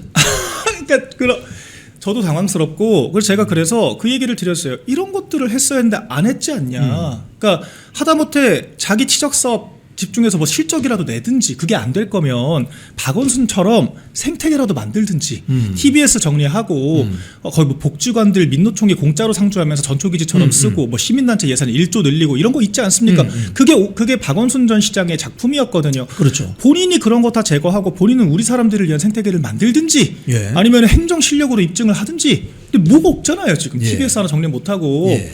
그러니까 이런 상황들에 대해서 당내 불만이 있는 것을 마치 절윤을 안 해가지고 우리가 밀린다? 라고 하는 식의 인식을 갖는 게 문제가 있다라고 제가 지적을 했습니다. 틀린 말 있습니까? 근데 저런 사람들이 있잖아요. 네. 보면은 이 올드 미디어의 홍보가 잘 되잖아요. 네. 뭐 기자들 관리하는 겁니까? 제가 봤을 현장에 때는 나가보면 어떤 걸 느끼세요? 오세훈 시장도 만약에 주류가 되면 예. 또 가르치고 이용하려고 할 거예요. 제가 봤을 때 지금 미디어 지형 자체가 우리 당이 지금 제가 봤을 때 좀 태생적인 문제가 있는 것 같아요. 예. 네, 문제라고 제가 굳이 언급을 한 이유는요. 예. 우리 당은 제가 봤을 때 우리 당 구성원들 태어날 때부터 아마 대통령 당이었을 거예요. 그렇죠. 우리 당은 시작부터 대통령 당이었습니다. 대통령 당이죠. 우린 여당이 아니었던 적이 별로 없습니다. 엄밀히 따지면은. 네. 그리고 사실 영남이라고 하는 그런 지역적인 어쩌면 이권을 가지고 시작하신 분들이 굉장히 많죠. 맞습니다. 마음속에는 좌파 사상을 품고 있지만 맞아요. 영남에서 난 태어났기 때문에 국민의힘에 계신 분들 몸과 마음 따로 노시는 분들 많으세요. 제가 예. 봤을 때. 그리고 그러다 보니까 뭔가 민주당은 얼마나 처절하게 집권했습니까? 민주당은 원래 야당 출신이에요. 그러다 보니까 시민사회에서 먼저 연계를 하고 학생운동을 하던 민중총궐기를 하던 팟캐스트를 만들어가지고 기존 레거시 미디어를 깨고 여론전을 하던 민주당은 처절하게 집권했어요. 근데 우리 당은 그런 생존 본능과 처절성이 없습니다. 그냥 태어나 보니까 여당 들어와 보니까 나는 영남에서 그냥 그 공천 받으니까 당선되는 사람들 전략 공천으로 그냥 들어올 수 있는 사람들이 지금 80% 90%예요. 그러니까 누구 하나 움직이려고 하지 않고 그냥 다 남탓만 하는 이런 정당이 된 것이고요. 한편으로는 그러니까 이 레거시 기존 제도권의 빠스레기들이 각자 지분 행사하는 게 지금의 국민의힘 아닌가. 그러니까 이념 결사체로서 정당이 아니라 그냥 제도권의 일종의 플랫폼 역할을 하는 게 지금 국민의힘 아닌가. 그러니까 조중동 지분 조금 있고 공무원들 지분 조금 있고 우리 율사들 지금 조금 있고 이거 같아요. 민주당이랑 달라요 체질이. 개모임이네, 개모임. 그러니까요. 그래서 지금도 아니 우리 지분 인정을 해줘야지. 우리가 이렇게까지 얘기를 하는데 안 들어? 대표가 당원들만 따라가도 돼? 이런 반정당 정치적인 생각을 얘기를 하는 것 같습니다. 제가 봤을 때. 그래서 오세훈 시장이 훌륭해서 지금 그 조중동이 얘기하는 것이 아니라 예. 오세훈 시장을 이용해서 이 당원들 중심으로 바뀌고자 하는 당권을 흔드는 거죠. 그게 마음에 안 드는 거예요. 국민의힘은 우리 플랫폼인데 내 지분도 있는데 뭐라고 이런 생각을 정말 지금 하고 있기 때문에 전 이 장면이 나온다고 생각을 하고 실제로 그 지금 우리 이른바 보수 우파 매체라고 분류가 되어왔던 언론들이 정작 주류의 입장을 대변해 본 적이 별로 없습니다. 네, 자기들을 챙겨줄 때만 대변을 했죠. 그러니까 지금 근데 장 대표가 그런 노선으로 가지 않고 역설적으로 개혁을 하려고 하고 있기 때문에 이런 기성 기득권 세력들이 반발하는 게 아닌가. 그 이제 투영하는 대상으로서 한동훈 씨나 오세훈 시장 같은 사람들을 지금 대리인으로 세우고 있는 것이 아닌가. 저는 그렇게 분석을 합니다. 제가 어제부터 보니까 조선일보 양상훈 주필이 오세훈 그다음에 이준석 한동훈을 내세워서 오세훈은 서울시장 한동훈은 부산 재보궐선거 그다음에 이준석은 경기도지사 우리 저게 무슨 궤변이지 이런 했는데 야. 오늘 또 조갑제가 또 밤사이에 네. 똑같은 이야기를 하거든요. 네. 오세훈 서울시장, 이준석 경기도지사, 한동훈 부산 재보궐선거. 이 세 사람이 합치면 뭐 보수 재건의 삼각편대 이야. 감동을 주는 뭐 감동이 아니라 분노가 일어나서 머리 터질 것 같은데 왜 이런 이야기를 하죠 이 사람들이? 정원호 구청장과 더블 스코어 차이가 나는 오세훈 시장 그리고 오늘 한국갤럽 기준 개혁신당 지지율이 한 1% 나왔더라고요. 네, 뭐 이준석 대표 그리고 우리 여론 조작하다가 가처분도 못 걸고 제명당한 한동훈 씨 제명 찬성 여론이 무려 지지층에서 2배가 넘고 그렇죠. 반대보다 한동훈 출마하지 마라가 또 2배가 넘더라고요. 그렇죠. 네. 이런 사람들 끌어다 모아가지고 또 짬통 만들면은 그게 해법이 되는 건가요? 그러니까 요거는 뭐 선생님들이 그냥 뭐 이런 게 도덕적이고 올바르고 보기 좋잖아라고 하는 식의 관념적인 이야기를 하는 것이고요. 실질적으로는 정당은요. 아니 그런 논리면은 이재명 데려와가지고 집권하죠 왜? 집권한 이재명이 정청래랑 굳이 싸우지 말고 저기 김어준이랑 싸우지 말고 국민의힘이라 입당하셔라. 우리 국민의힘 여당하게. 그럼 되잖아요. 복잡하게 뭐하러 우리가 오세훈 뭐 이준석 이런 사람들 데려와가지고 정치를 합니까? 그런 식으로 아무나 데려와가지고 하는 게 정치면요. 이재명 데려오라고요. 문재인 데려오고. 왜 우리 그렇게 안 합니까? 이념 결사체고 정당이라고 하는 것은 그렇죠. 우리가 지향하는 방향과 노선을 가지고 국민들을 설득하는 것이 정치이기 때문에 그런 식의 방법을 갈구하는 것이 아니라 우리 사람들로 우리가 힘을 모아서 싸우는 것이죠. 지금 그리고 적어도 오세훈 시장은 우리 사람이야 아직까지는. 우리 당에 계시지 않습니까? 그렇기 때문에 저희가 뭐 100번 양보해서 그럴 수 있다고 치더라도 한동훈 씨는 뭡니까 대체? 왜 자꾸 언급을 하는 거예요? 그럼 댓글 조작해가지고 여론 조작해서 우리가 그나마 단죄를 하고 국민들께 우리 문제 있는 사람 봐주지 않습니다. 제명했습니다라고 보여줬는데 다시 끌고 올 거면 이 당의 당원 당규와 징계라고 하는 절차는 왜 있으며 그럼 이 당은 저런 잘못을 앞으로 저질러도 대충 인기 많은 것도 아니에요. 인기 많은 것처럼 보여지고 막 버스 대절해가지고 데려오면은 봐주는 정당 되는 건가요? 기강이 삽니까? 우리 그 박민영 대변인 이제 뭐 그 안에 사정들 말 들으시고 할 건데 네. 지금 그 우리가 이번에 대자유총 토론회를 해보니까 고동국 박사님이 이제 제1전선, 제2전선 이렇게 이야기를 했거든요. 네. 이제 국민의힘이 이번 지방선거에서 맞닥뜨릴 전선이 두 가지가 있는데 하나는 제1전선인데 이재명 독재 정권에 대항해서 싸우는 전선이 하나 있는 것 같고 네. 또 하나는 내부 총질하는 사람들과의 전선이 있는데 이 제2전선을 좀 쉽게 하면 매니징을 잘해야 된다. 네. 근데 그 말을 들으니까 제가 어떤 생각이 들었냐면은 2016년 그 박근혜 대통령 탄핵 이후에 이 국민의힘 내부에 소위 말해서 배신자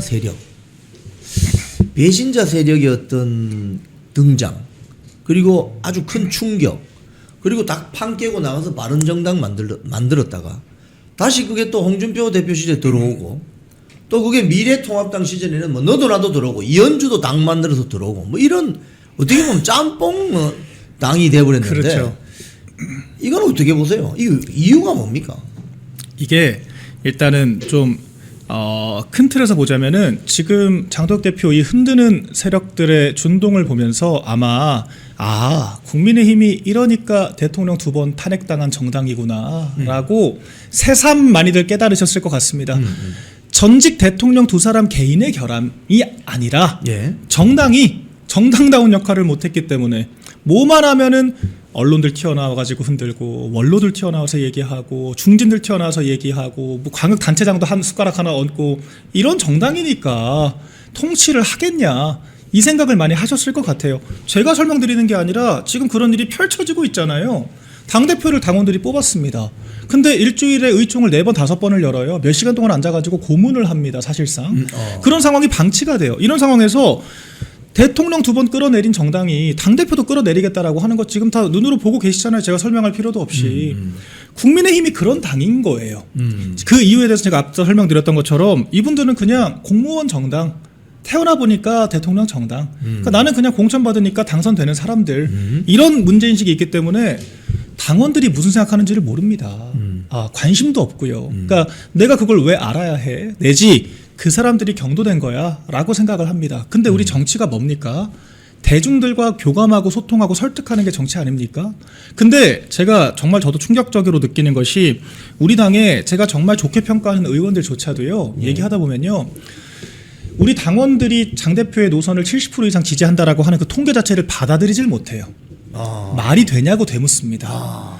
그 사람들이 뭐 일부 유튜브에 휩쓸려가지고 이상한 생각을 하는 사람들 아니냐. 우리 당원들이 제대로 교육을 안 해서 이런 표현을 진짜 써요. 교육을 안 해서 당원들이 고성국 박사 같은 사람들이 호도를 하고 선동을 해서 그렇게 된 거 아니냐. 근데 우리 허심탄회하게 한번 얘기해보죠, 기자님.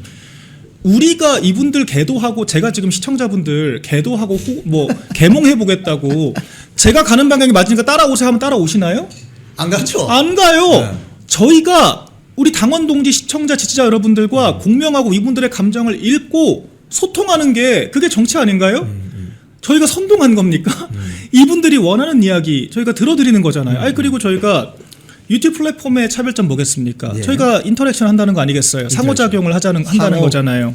소통을 하는 거죠. 예, 우리가 무슨 뭐 교주 사이비 뭐 신도들 끌고 다니는 지금 관계가 아니라 우리가 이상한 말하면 기자님 지금 내일 당장 저도 이제 방송 운영하니까 알지만 시청자들 빠지고 조회수 빠지고 그래요.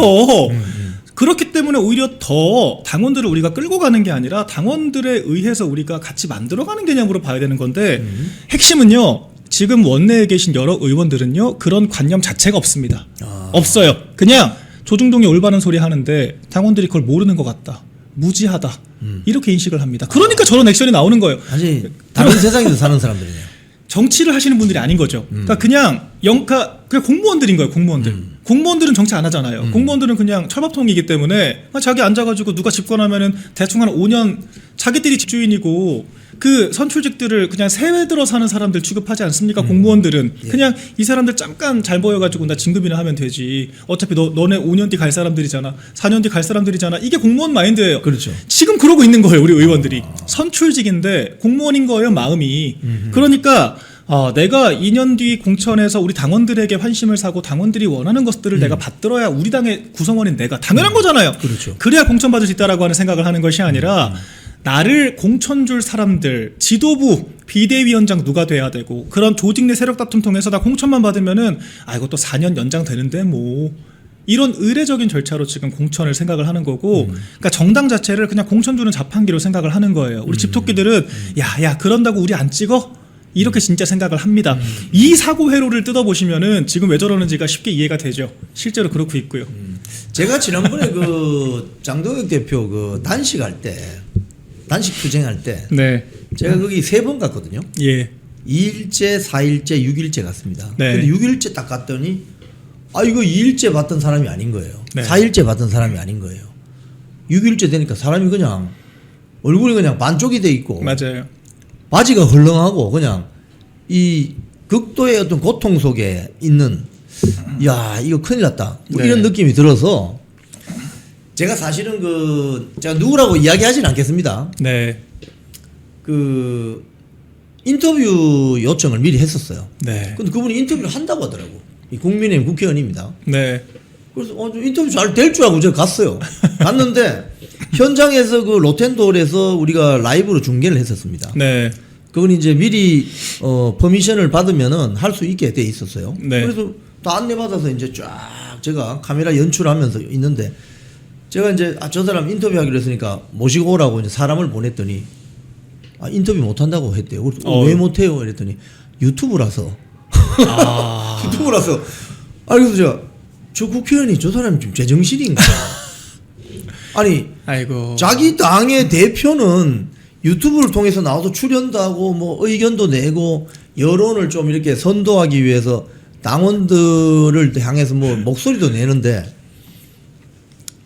유튜브라서 인터뷰를 못한다. 그래서 제가 순간 방송 진행하다가 머리가 띵 하더라고요. 국회의원이 아니라 공무원이라고 생각하시면 오히려 좀 이해가 되실 수 있죠. 자기를 공무원이라고 생각을 하시는 거죠. 그러니까 공무원이 굳이 무슨 광명을 누려보겠다고 우리가 굳이 대중과 소통을 하면서 이야기를 하고 괜히 그러다가 우리 레거시 나랑 같은 공무원 출신들 레거시에 발목 잡혀 어떡하려고 내가 굳이 거길 나가냐 이런 마인드 아니겠습니까? 그래서 아주 심플하게 이해가 됩니다. 그래서 그 결론은 어떻게 됐느냐? 네. 결국 인터뷰를 했습니다. 예. 근데 인터뷰를 왜 했느냐? 네. 누군가가 가서 저 빨리 인터뷰를 좀 해주시라고 네. 이렇게 했어요. 예. 그랬더니 인터뷰 했습니다. 결국은. 예. 뭐 제가 이야기까지 하면 누군지 특정되기 때문에 이야기하지 않겠습니다. 하여튼 제가 그걸 보면서 이분들이 완전히 다른 세상에서 살고 있는 분들이구나. 저는 이제 미디어 분야에서 오래 일을 했기 때문에 네. 제가 그 KBS 입사했던 1995년만 하더라도 지상파는 뭐 막강했습니다. 파워가. 그랬죠. 사람들이 아침에 만나면 야야야 너 어제 KBS 나온 거 봤어? MBC 나온 거 봤어? 그 뉴스에 났던데 이러면 그게 진실이에요. 그랬죠. 그랬던 시절이 있습니다. 네. 그때도 물론 가짜 뉴스는 있었죠. 근데 그쵸. 야 KBS 나온 거 봤어? 이러면 그럼 그건 진실이구나. 서로 간에 불확실한 어떤 팩트를 확인하기 위해서는 야 어제 그 KBS 뉴스 나온 거 봤지? 그럼 진짜가 되는 거예요. 맞아요. 그런 시대였습니다. 그런 시대에는 미디어라는 게 일방향이에요. 정보의 소통이. 네. KBS가 시청자들에게 바로 쏘는 일방향인데 지금은 어떻게 됐냐면 이 쌍방향이거든요. 그렇죠. 인터랙션이 있는 거예요. 왔다 갔다. 유튜브 지금 실시간 올라오잖아요. 제가 한번 해볼까요? 저 시청자 여러분 제가 부탁 하나 드리겠습니다. 박민영 대변인 앞으로 국회에 진출해서 대한민국 정치를 바꿔주기를 원하시면 2번을 눌러주세요. 2번. 여기 이제 시간차가 있습니다. 2번을 눌러주세요. 네. 이러면 2번이 쫙 올라옵니다. 지금 올라오기 시작합니다. 지금 한 4천여 명 보고 계신데. 너무 자, 감사드립니다. 2번 올라오잖아요. 보세요. 2번 쫙 올라오잖아요. 아이고. 너무 이렇게 감사드려요. 지금 우리가 네. 소통하는 지금 시대인데 이런 미디어 시대를 왜 그 사람들은 모르냐 이거예요. 전 답답한 것이 유튜브냐 아니냐 플랫폼이 어디냐가 중요한 것이 아니라 시장은 왜 가십니까? 저는 약간 여쭤보고 싶은 것이 그럼 국회의원들 시장은 왜 가요 선거 때? 한 사람이라도 내가 설득해야 될 국민이 있으면 어디든 찾아가야 되는 게 정치인 아닙니까? 그렇죠. 아니 우리가 무슨 중도표는 10표고 보수표는 1표고 유튜브 시청자들은 뭐 1표 행사하는데 어디 뭐 저기 저관여층들은 여론조사 그냥 무당층들은 100표 행사합니까? 아니잖아요. 우리나라 1인 1표제고요. 어찌 보면은 우리 유튜브 주도 이용하시는 우리 지지자분들께서 훨씬 더 고관여층이고 우리 당을 위해서 당비 내고 시간 쓰고 헌신하는 분들이 훨씬 많습니다. 그러니까 오히려 이 한 분 한 분들이 100표, 1000표 만들 수 있는 분들이라고요. 그럼 그런 분들 계신 곳에 가서 아니 시장도 가고 우리가 길거리 가고 저작거리도 가는데 왜 유튜브 못합니까? 유튜브에서 우리가 사람 있는 곳은 어디라도 가야 되는 거예요. 원래 정치인들은. 그리고 그분들을 한 명이라도 내 편 만들어야 그게 정치인 거죠. 정치가 그거 아닙니까? 관료제라고 하는 건요. 제가 이런 것까지 우리 국회의원님들께 가르쳐 드려야 되는지 모르겠습니다만 관료제와 대의제는 같이 가는 개념인 거예요. 관료들은 상수입니다. 상수. 예. 관료들은 그냥 우리 대의제에서 선출된 사람들이 디렉션을 주면은 그것을 집행하는 기계적인 공정의 개념인 거예요. 관료제는. 근데 관료들이 와서 정치를 할 거면 굳이 우리가 대의제를 왜 합니까? 그냥 공무원 나라 하면 되지. 그러니까 공무원들이 때로는 국민 눈높이에 맞지 않는 일들을 하고 부패할 수 있기 때문에 그 중간다리 역할을 해주는 리더를 우리가 선거를 통해 뽑자라고 한 게 대의제 아닙니까? 그럼 정치인들 역할이 뭐겠습니까? 그런 관료제와 이 대중의 언어를 가교 역할을 하면서 균형을 맞춰주는 것, 이게 정치인의 역할인 거거든요. 대중과 소통을 해야 되고요. 관료들의 언어를 이해해야 정치인인 거예요. 그런데 이 사람들은 그냥 본인들 자체가 관료잖아요. 대중의 언어를, 대중의 목소리를 이해하려고 하지 않습니다. 대중들이 뭔가 얘기를 하면요, 그게 어떤 속내를 담기고 있고 어떤 문제인식이 있고 어떤 식이 지금 어려움이 있는지를 읽고 해결해줘야 될 거 아니에요. 근데 그 사람들이 이상한 거야. 극단적인 소수야. 이럴 거면 정치 왜 하냐 이거예요. 뭐 하는 사람들입니까? 그럼 그냥 공무원 하시면 되잖아요. 제가 2년 전에 그 총선 예비 후보 등록해서 막 시장, 네. 뭐 마트 또는 뭐 길거리 막 이렇게 나가서 명함 뿌리잖아요. 그죠? 네. 제가 해봤는데 하루에 명함 정말 많이 뿌리면 한 500장에서 1000장 사이입니다. 네. 그러니까 하루에 내가 걸어 다니면서 뭐 잠자는 시간 빼고 뭐 식사 시간 좀 빼고 걸어 다니면서 어디 가서 명함을 드리고 인사를 해서 만날 수 있는 사람이 맥시멈 1000명이 안 된다 맞아요. 이겁니다. 맞습니다. 그죠? 그 아주 그 아날로그 방식 아닙니까? 그렇죠. 그리고 어떤 사람은 명함 주면은 민주당 지지자가 받을 수도 있잖아요. 맞아요. 그럼 명함 던져버려요, 그냥. 그렇죠. 휙 날려버립니다. 심지어는 막 찢어버리는 사람도 있어요. 맞아요. 저의 경우는 없었는데 옛날에 박근혜 대통령 뭐 탄핵 그 시기에 제가 그 정치 오래 했던 선배 정치인으로부터 들었는데 갑자기 이 명함 찢어버리더라는 거예요. 그래서 자기가 와 큰일 났다 이렇게 생각을 했대요. 자 그런데 하루 종일 다녀도 1000명 정도 열심히 해도 1000명 정도 그렇죠. 명함을 뿌리는데 지금 이 방송 지금 4200명 보고 계시거든요. 네. 그러면 유튜브를 해야 되는 거 아니냐고 이게. 그럼요. 정치를 하려면. 그럼요. 그리고 이분들이 그렇죠. 말씀하신 것처럼 1000명을 만난다 그래도 우리가 얼마나 교감을 하겠습니까? 뭐 한 10초 인사도 못 해요. 그냥 악수 한번 하고 명함 주고 끝이잖아요. 근데 우리가 이렇게 동시다발적으로 서로 소통을 하면서 우리가 교감을 한다라고 하는 것 자체가 얼마나 뜻깊고 값진 경험입니까? 내가 진짜 한 사람이라도 더 내 편 만드는 정치를 하고 있다라고 하면요. 없는 자리 만들어서라도 나가야죠. 민주당 보세요. 자기 개인 채널 없는 국회의원 없습니다. 맞아요. 개인 유튜브 다 하고요. 유튜브 구독자도 몇십만 명, 뭐 100만까지 가고 민주당 그 유튜브가 다 상위 랭크 되어 있어요. 국회의원들 전수조사 해보면요. 그리고 페이스북, 뭐 SNS, 뭐 X 이런 거 안 하는 사람들이 있습니까? 민주당 국회의원들 중에 다 합니다. 90% 이상 다 해요. 우리 당은요. SNS 그러니까 여러 플랫폼 중에서 단 하나도 하지 않는 사람들 태반입니다. 그리고 페이스북에 글 올려도 좋아요 10개, 20개. 보좌진들만 찍어도 10개 받거든요. 그런 게 무슨 정치입니까?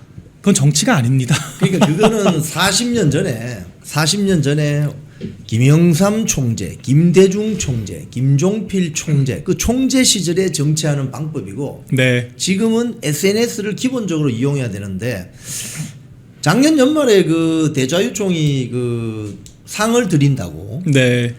국민의힘 107명 국회의원 방에 다 이 편지를 보냈습니다. 네. 혹시 유튜브 하시면은 동그라미 뭐 구독자 수 뭐 10,000명 이상이면 동그라미 네. 뭐 등등등 있잖아요. 뭐 쇼츠 조회수 뭐 어떤 거 있으면 좀 소개해 주세요. 뭐 이렇게 네. 했더니 회신을 해 주세요. 근데 회신 온 사람은 20명 남짓. 그리고 유튜브 채널이 없는 국회의원도 수두룩합니다. 그럼요. 그래서 제가 야, 이거 큰일이다. 그렇죠. 아니 그럼 어떻게 그 자기의 정책이나 어떤 그 정치 노선을 알리고 또 자기를 지지하는 사람들을 이렇게 모시느냐.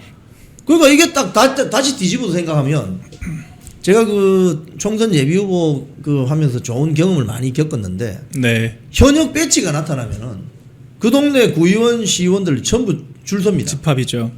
완전히 그냥 막 사또 행차 저리 가랍니다. 사또 행차. 그래서 아니 저게 무슨 모습인가. 저 정말 충격받았거든요. 네. 근데 그런 행태가 지금 여전히 살아 있다는 거 아닙니까, 이게? 그러니까요. 그러니까 지금도 여전히 정치를 무슨 왕정 시대처럼 하는 거예요. 그러니까 우리가 공화당이라고 하는 이름을 만들겠다라고 했을 때 우리가 바로 그런 사또 정치 안 하겠다라고 하는 게 공화주의의 기초 아니겠습니까? 예. 사람 위에 사람이 없다. 우리는 사람이 사람을 선출하고 뽑힌 선출자가 대신 대리인으로서의 통치를 한다라고 하는 그런 것이 바로 우리가 지향하는 이 법치 사회와 시스템에 의한 통치 아니겠습니까? 예. 그런데 지금 국민의힘의 일부도 아니고 다수 의원들을 보면은 국민들과 소통하는 것 자체를 이상하게 생각을 하거나 그렇죠. 아니면은 그냥 골방에서 열심히 페이퍼 하시는 거거든요. 예. 골방에서 페이퍼 하는 정치인이 왜 필요한가요? 죄송하지만. 그러니까 저는 이제 어떤 생각이 드냐면요. 그런 사람들이 그래도 전문성은 있잖아. 예. 직능단체라도 우리가 관련이 있잖아라고 하는 분들이 저도 공감을 좀 하려고 했었는데 제가 이제 보니까 그게 아니에요. 그건 정치가 아닙니다. 그런 분들은요. 전문위원으로 그냥 공청회 해서 모셔도 되고요. 그리고 교수님들 모셔가지고 우리가 좋은 정책 받아서 보면 되는 거예요. 정치인의 역할은 그 좋은 정책을 우리가 이 제도권의 언어로 가공을 하고 그걸 국민들께 설득을 하는 게 정치입니다. 설득이 정치의 본질이에요. 그런데 설득을 하기 위한 기초적인 노력조차 하지 않고 설득을 하기 위한 자기 공간조차 만들지 않는다라고 하면 예. 과연 정치인이라고 불릴 자격이 있는가? 예. 저는 우리 국민의힘이 참담한 것이 이런 정당 정치와 정치라고 하는 데피니션의 기초부터 시작을 해야 된다는 게 참 부끄럽고 안타깝습니다. 민주당은 엉성해 보여도 적어도 정치를 해요. 그러니까 엉성해 보이고 정말 엉뚱한 길로 갈 때가 있고 개딸들 말 듣고 무리한 뭐 반헌법적인 행위들을 할 때가 있지만 저는 이제 그 반헌법이란 말도 좀 지겨워요. 정치라는 게 뭐냐? 법이든 헌법이든 잘못되면 바꾸는 게 정치입니다. 그렇죠. 헌법과 법을 맹종하는 게 정치가 아니에요. 헌법과 법을 맹종하는 것은 헌법재판관, 법관들이죠. 검사들이죠. 변호사들이고요.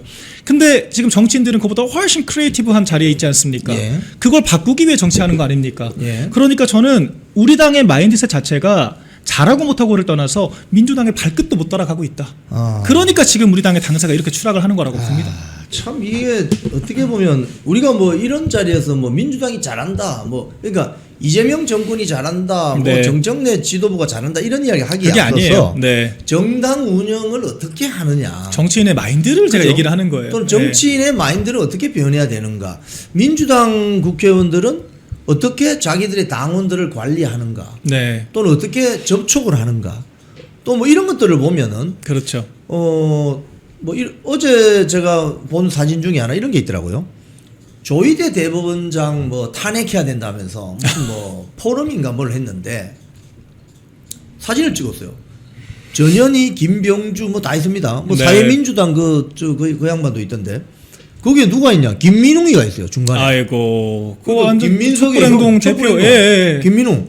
자 이걸 그대로 반대로 뒤집어서 만약에 국민의힘으로 온다 이러면 국민의힘의 5 의원들이 예를 들자면 뭐 고성국 박사나 네. 또는 뭐 우파 진영의 뭐 예를 들어 고영주 변호사나 우리공화당 조원진 대표나 예를 들자면 쉽게 얘기하면 사촌, 육촌, 팔촌 관계에 있는 것으로 보이는 정당 세력하고 같이 사진도 찍고 뭐 이래야 되는데 저 유튜브라서 인터뷰 못 하는데요. 이러면 이거 어떻게 해야 되는 거예요? 이게 도대체 고립되는 거 아닙니까? 이게. 아니 민주당은요 그 김민석 총리 형 김민웅 씨뿐만 아니라 네. 박서군이라고 하는 정말 완전 반미주의자 골수 이 데모 전문가 있거든요. 맞아요.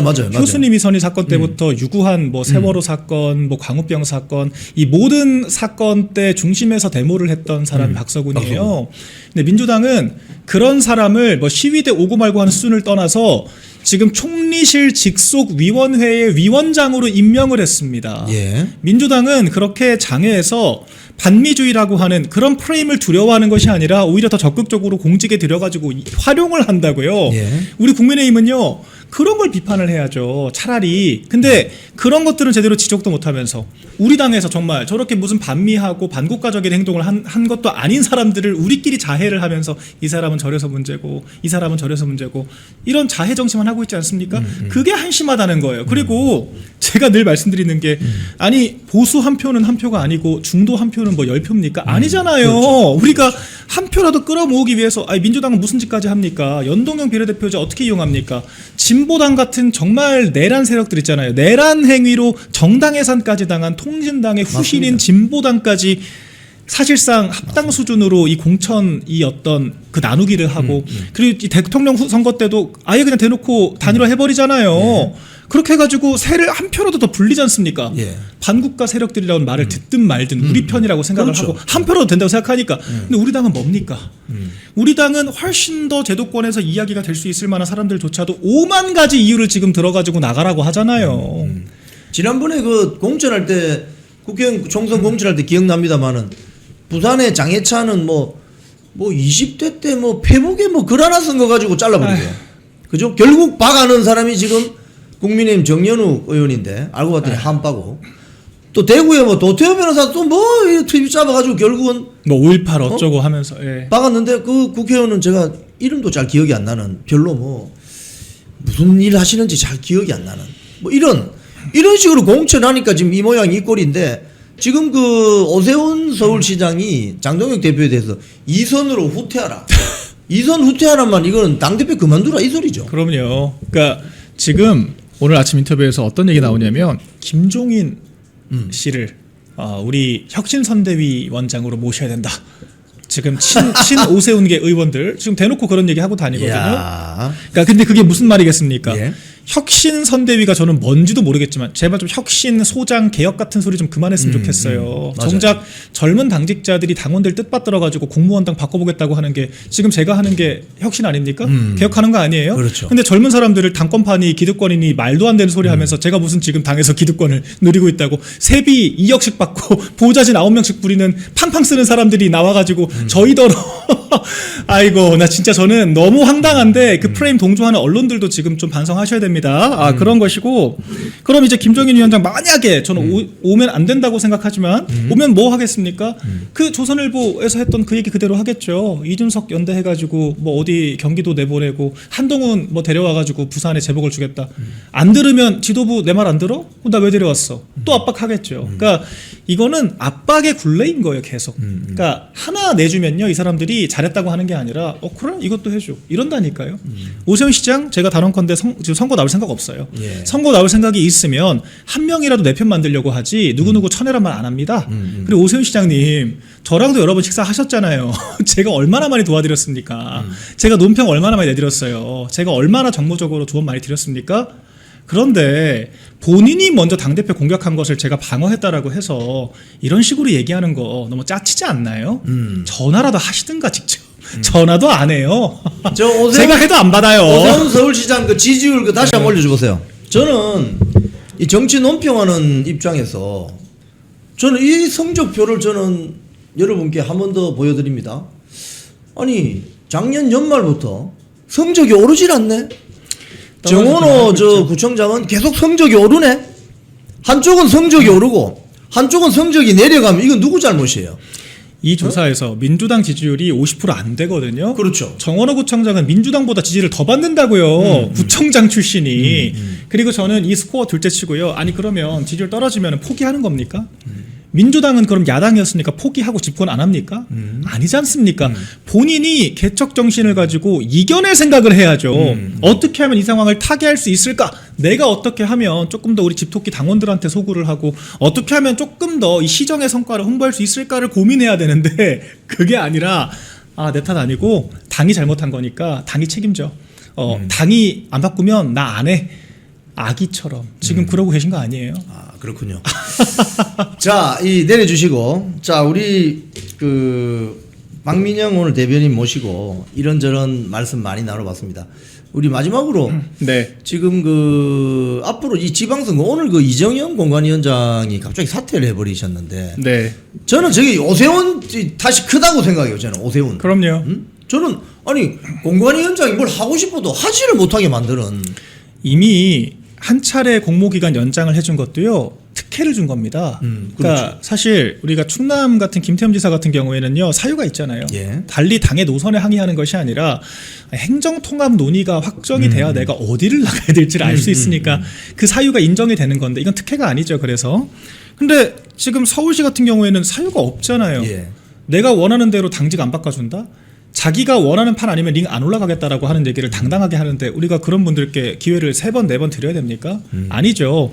한 번 더 준 것도 대단히 특혜를 준 거고 아니 그리고 이게 공천 심사할 때 등록 서류가 20개가 넘잖아요. 그렇죠. 많아요. 당내 경선 등록만 해도 그럼 우리가 누구는 숙제 데드라인이 어제까지인데 누구는 3일 뒤까지 주면 그 공정합니까? 아니잖아요. 그렇죠. 그러니까 그런 식으로 지금 불공정한 경선이 될 수가 있기 때문에 공관위원장이 거기에 대해 책임을 지겠다는 거예요. 제가 봤을 때는. 그러니까 이 공관위의 관리 차원에서 우리가 어쨌거나 이 원내에서도 니즈가 있고 오세훈 시장이 아무튼 우리 당의 후보가 될 수 있는 유력한 사람이다라고 생각을 하기 때문에 양보한 겁니다. 정말 많이 양보한 거예요. 원칙을 깨고. 근데 또 안 했다? 그리고 공관위원장 입장에서 또 기회 줄 수 있나요? 그리고 공관위원장 위신이 서겠습니까? 그럴 수가 없죠. 그리고 다른 후보들은 뭐라 그러겠습니까? 아니 오세훈이 뭔데? 왜 오세훈 시장한테만 기회를 이렇게 많이 줘?